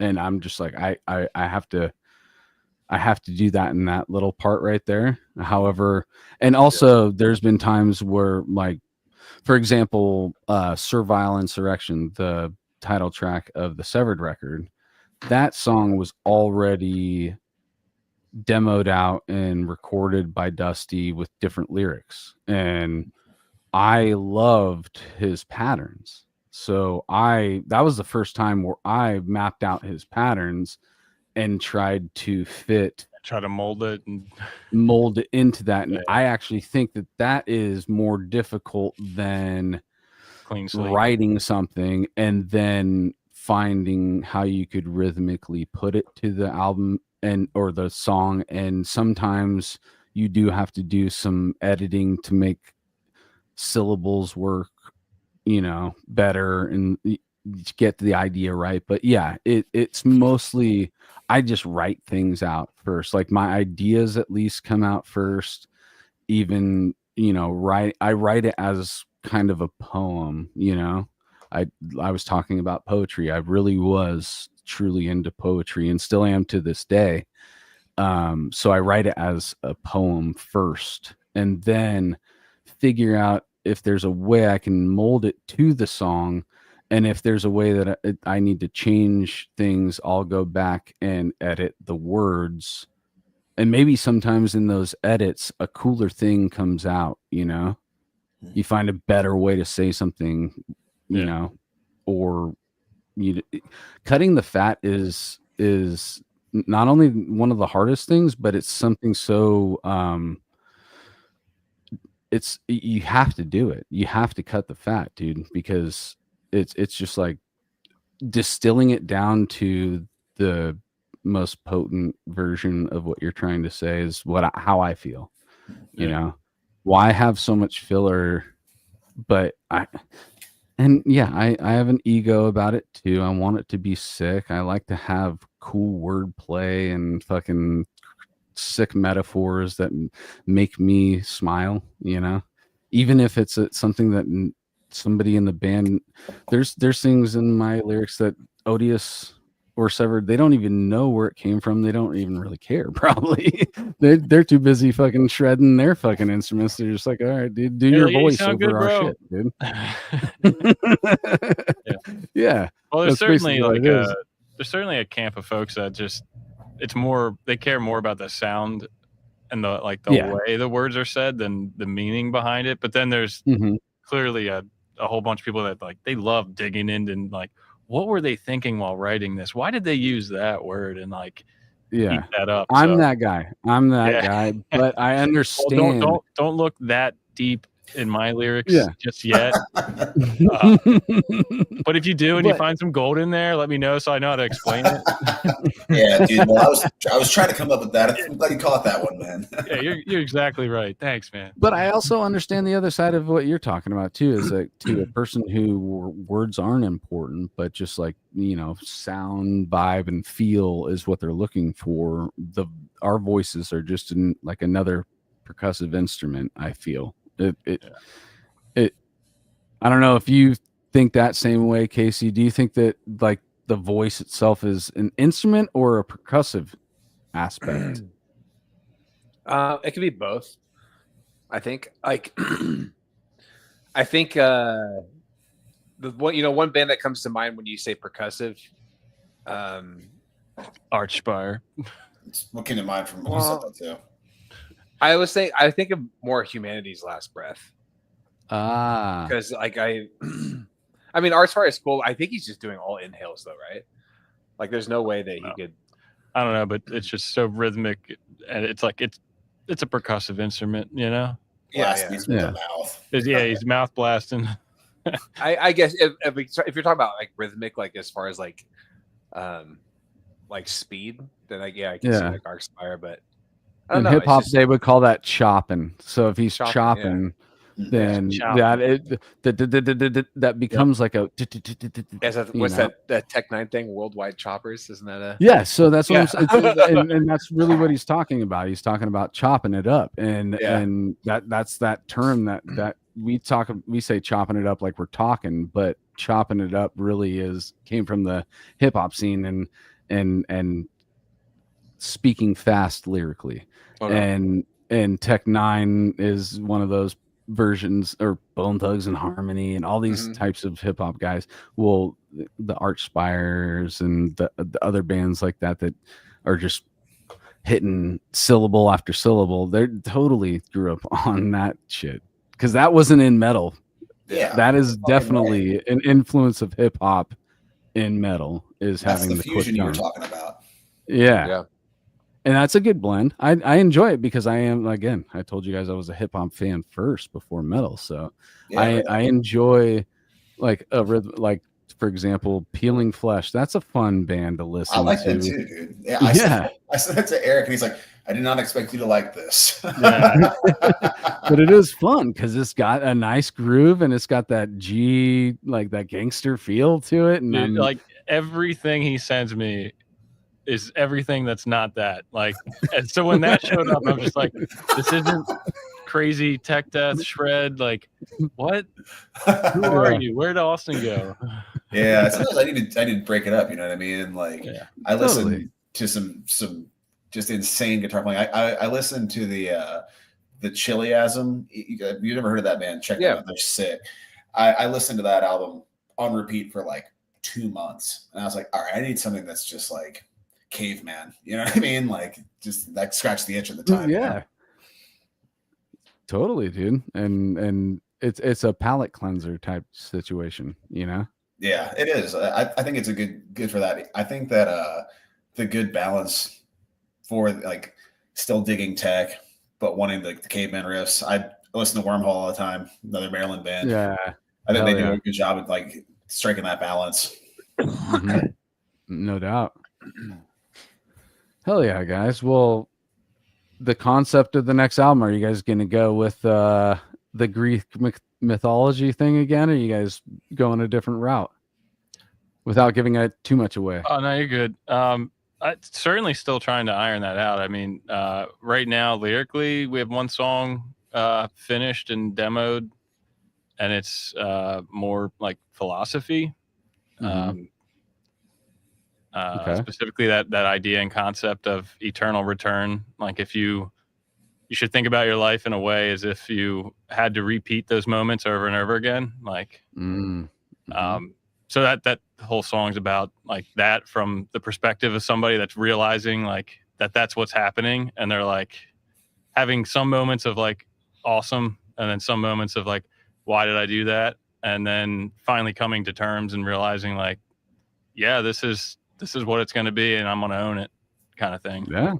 Eric, do you like anime? Do you I watch anime at all? I watch it a little bit. My wife's into it quite a bit. I've seen maybe like 10 or so different animes. There's this anime I was watching. I think they started dropping new episodes called ReZero. Have you heard of that? Nah. No, I've been watching Sakamoto Days, and that's been hilarious. Okay. Basically, it's the same exact concept of what you're talking about. As this guy like just kind of like appears in this other world or whatever. But if he'll die, it's almost kind of like a video game. Like he'll die, and then he goes back to like a save point, and then he has to make different decisions throughout that point until he gets it right. So he just continuously dies over and over and over again.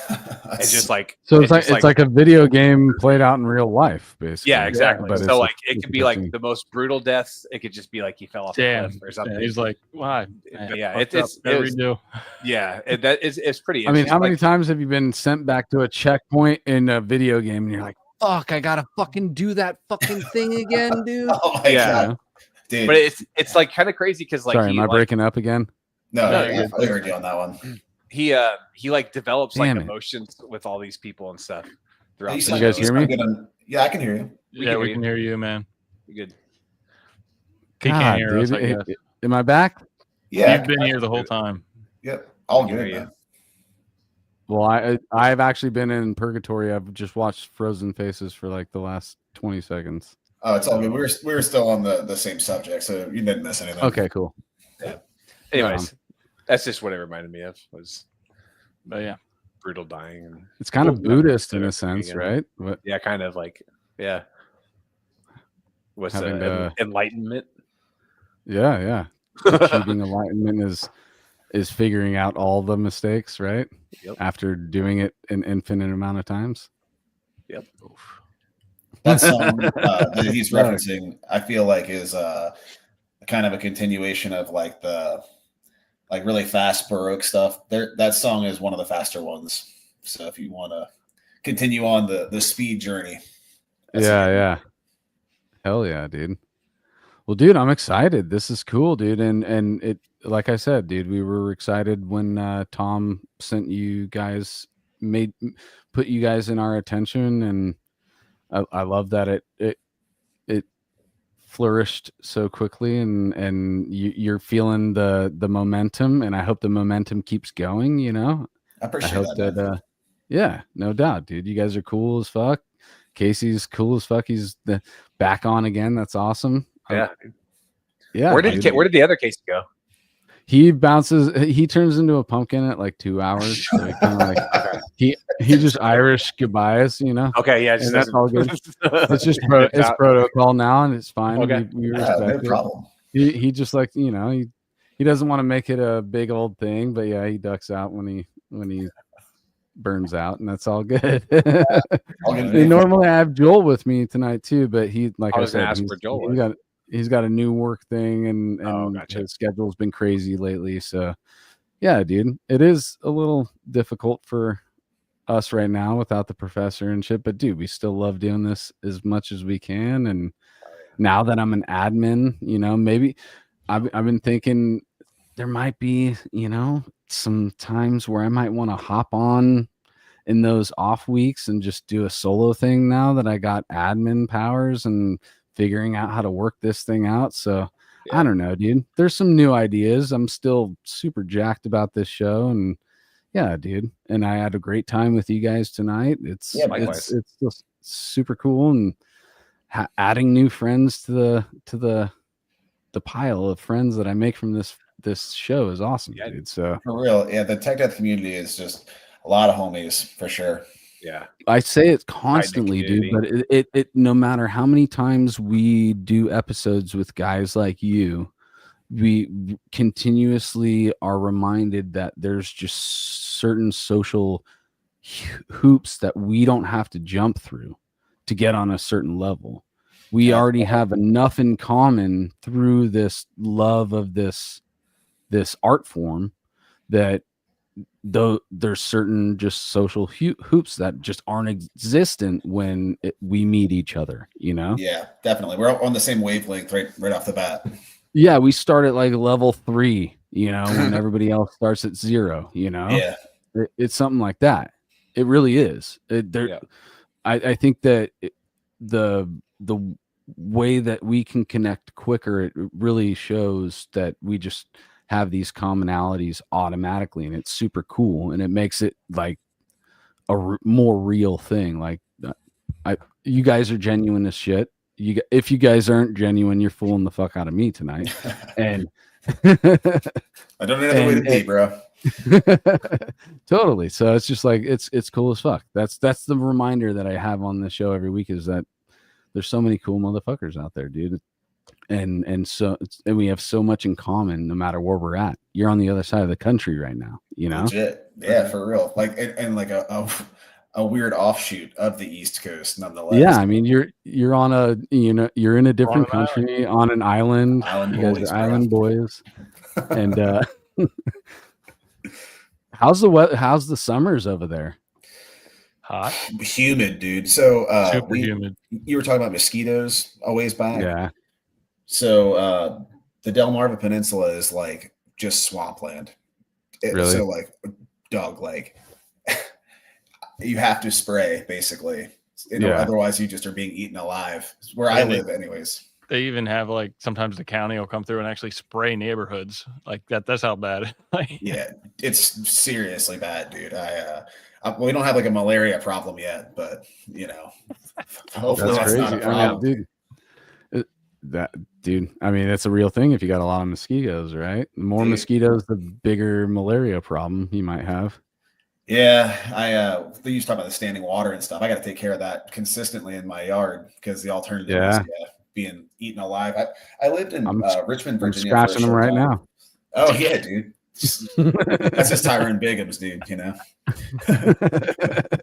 But yeah, I lived in Richmond, Virginia for a short time as well, and they have bad mosquitoes too. I don't know if it's just the area, but yeah. And then what about winters? Does it get super cold? It is 21 outside right now. Yeah, gets in. We've had a couple like single digit days. Yeah, dude, I feel like it's like the most extremes almost. Like we can get down to single digits, and then we can get to like 100. Definitely, and it's super humid. It's just like, man, verging on like Florida weather. I'm such a spoiled kid because I grew up on in a beach town right out of San Francisco. So as far as extreme weather, I never fully experienced anything truly extreme in any of my. You're not out, dude. You feel so thankful for that because. But then I moved to Rockland. And I was like, oh, dude, it gets fucking 115 in the summer and drops to. It drops to below 30 in the middle of the night in the winter. And I was like, oh, dude, that swing's crazy. But now hearing your swing's gnarlier than mine. Yeah, but your highs during the summer with humidity is way gnarlier than 115. You think about 115, expose yourself to just dry 115 enough. It feels more comfortable than 95 with 90% humidity, dude. Yeah, dude. A wet 120, I can't. Sounds a wet 120, we would die. Actually, dude, that's crazy. We're gonna wrap it up with this. There is actually like a spot on the planet, I think, that if we were there, we couldn't drink water fast enough to hydrate ourselves because of how much moisture is coming off of our body. So you could be there and be drinking as much water as you can, dude, and it's not going to do anything. You're still going to fucking die. Metal as fuck, bro. That's Casey just starts chugging a gallon of water. Jesus. Watch the next the next Vivid Dark song be about fucking steaming human beings survive in the most gnarliest part of the planet. I'm gonna write that down. Oh, yeah. That could be like representative of something, you know what I mean? I don't know. It is, dude. And maybe I'm not even talking about a place on the planet. Maybe I'm just making that up. Maybe I think that it's true. I think there really is like, yeah, dude, do it for me real quick. Cause there's some place that I thought I read about on the planet that gets so hot that you can't even fucking survive with water. Oh, dude. Because we emit the moisture quicker than we drink it back in. That's crazy. Hey, shout out to Casey Brand for drinking water. That's ChatGPT, dude. That's crazy that's the new Google now too, guys, right? Yeah. I still have yet to like play around and even dabble in it. Cause I'm just I could say the same. Do I want to go down this rabbit hole this whole time? Dude, you get sketched up by AI. We were talking about Terminator 2 earlier, and that's like legit immediately what comes to mind. I'm like, dude, I've seen this movie, bro. You know what I mean? Like I know where this is going. Yeah. There's a lot of places apparently. Iran, Ethiopia, Kuwait in the summer. No shit. Yeah. And the Amazon rainforest. Wow. I don't want to get all tinfoil hat at the end of the show. Oh, he froze, man. I think he just got frozen. He didn't freeze. He's moving. Oh, I don't see. See? Hang on, you're back now, dude. Yeah, all right. He froze it. Okay, yeah, you're good now. Maybe we're frozen to him. Yeah, maybe. Yeah. Maybe I'm freezing. Am I freezing? Are you good? I can hear you. No, I didn't see you. What were you saying, tinfoil hat wise? I think so. It was kind of creepy. You said tinfoil hat and then you just like froze. Yeah. Yeah, it was interesting timing, honestly. You guys see me? Yeah, we can see you now. Yeah. You're good. Fuck, dude. It's all good, man. I was going to get tinfoil. How was I going to get? Lay it on me, dude. I want a conspiracy, dude. What were you saying right before I was going to get tinfoil hat? He was Casey was naming all the places that were you couldn't drink enough water, and somehow rainforest. Was but I think Austin said something that was going to make me say. Austin said something that was going to make me say that. I forget what Austin was talking about. Oh, it was fuck, man, Terminator 2 AI. Oh yeah. So you're like, it's like I've seen that movie, blah blah blah. Dude, the drone situation. You guys are on the East Coast. Dude, yes. And I saw them. And you know what, dude? Talk about like conspiracies. Metal Gear Solid 2 had this pegged back in 1999, bro. Or 2000, whenever the hell that game dropped. That's an insane thing to think about also. So I freak out on synchronicity. And so I've been hearing about these drones constantly. I hear about the New Jersey drones all over the place. Everybody's talking about them, whatever. And on Monday mornings, I get up at 4:00 in the morning to drive back to the Bay. Mm-hmm. And so by the time I'm leaving my house, it's like 4:45 or whatever. I'm pulling out to the main road, and dude, I'm not fucking joking. It wasn't right above the street. It was several hundred feet hovering over the main road, not moving, not making any fucking noise. And I was listening to a podcast that just so happened to start talking about the New Jersey drones as I'm seeing this fucking thing in the air at 5 o'clock in the morning. Crazy. Still rubbing the sleep out of my eyes as I'm fucking drinking my coffee, pulling onto the main road and shit, you know? And I'm just, I like pull out, there's nobody coming on the road. So I just pulled it slow and I just looked at the thing, dude, and it didn't fucking move, dude. And I watched it enough to know how fucking far it was, dude. And it was still huge.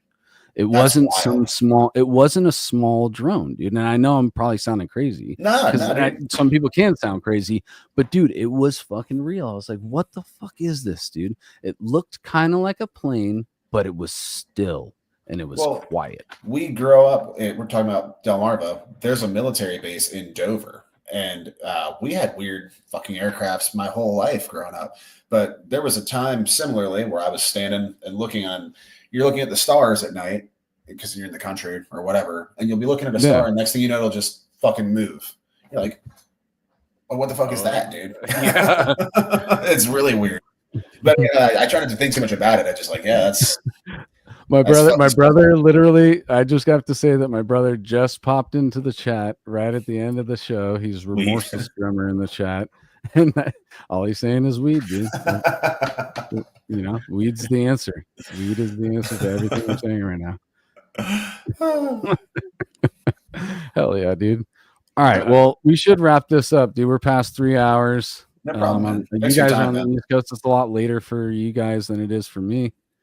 But I'm actually gonna try and successfully end this thing. Please don't ask me to raid anybody. I'm in my infant stages, dude. I think I know how to do this. So let me just go over here.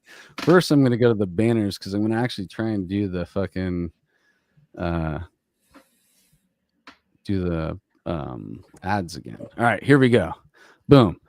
Battleforgecoffee.com. That's where I want you to go get your coffee. If you're a human, I know you're drinking it. Go get it from them. It's way more quality than most shit you're gonna get at your Safeway or whatever the fuck. And you're supporting the underground death metal scene with that. Over to generatorrehearsalstudios.com, Oceanside, California. Casey was saying up top, him and Ben are doing lessons out of there, and you could also get a jam space if you want to go be a sick rock and roll band. Then that is, I plugged a human up at the top. I'm going to plug him one more time. Max Seaman from Anomalous. That dude is great, dude. He was in the chat earlier. I don't know if he's still here, but he is a straight bananas player, and you need to go check him out at his Twitch or check out his band Anomalous and any other guest shit he's done, because it's all quality stuff. And I think that's it, dude. I think that's it from my end. What do you guys have for plugs again? Casey, you go first. I'm falling asleep, man. I gotta wake up at like 4 o'clock. That's my bedtime. Oh wait, I left to plug the human banner up. I did it. There we go. Boom. All right. Well, you guys, again, where's your socials and your Bandcamp and all that stuff you want people to go? So it's vividdark.bandcamp.com. When you find us at Vivid Dark Tech Death, at Vivid Dark Tech Death on Instagram, it's probably our primary social on there. We're also just Vivid Dark on Blue Sky. Follow us on there. We're growing our following on there for sure. I'm going to give shout out to Patrick Williams Design. He is the guy who did all the visuals. Justin Abraham did all the art, but in terms of the visualizers and the like, Pat has been the man for that. Give my shout out to my homies in Illusius. They are a band in Fort Lauderdale, Miami area, and they've been homies from the jump. So I want to give them a shout out. Hell yeah. Homies in Crenepsis. They are dropping a single, I guess, today. Eric worked on their music.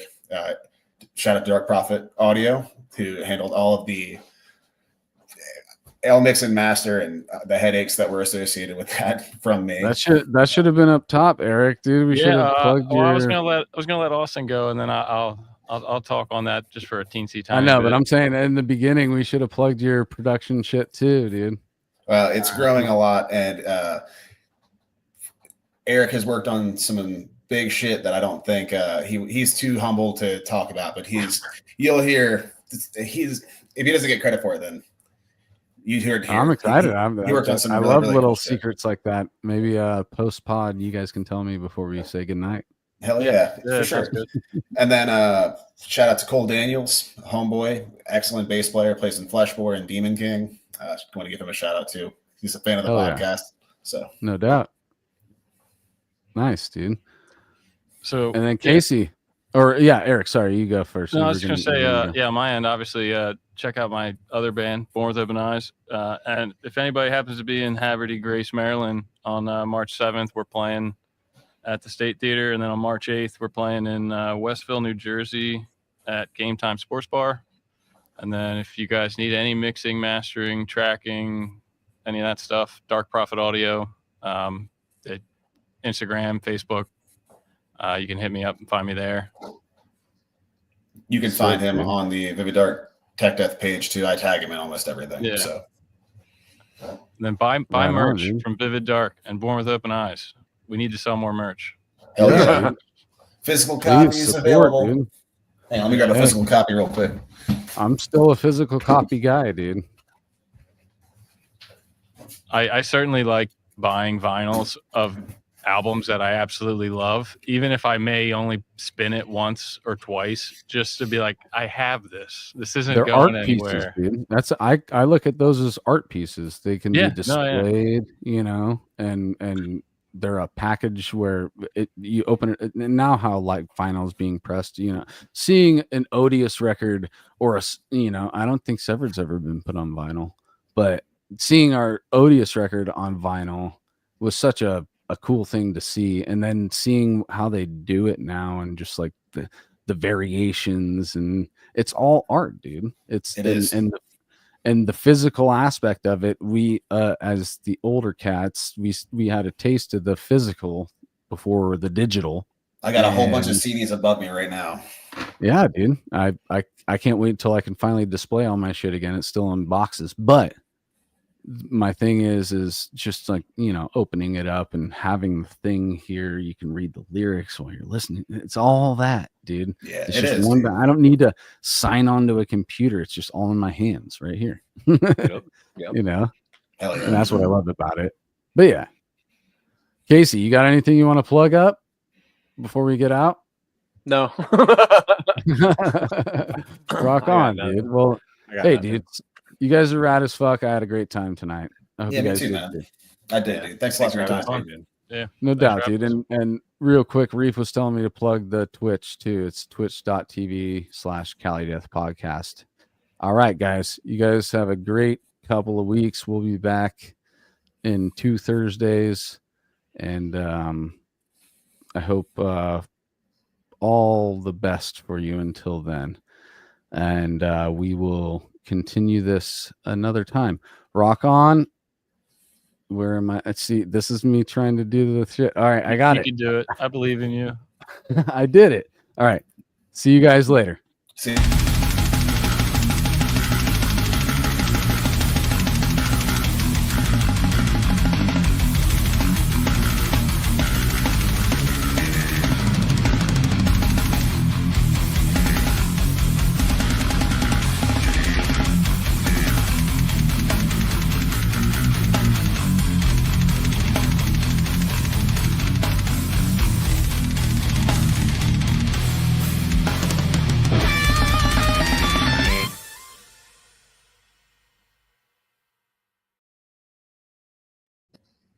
I didn't know fucking Chris did that. Did he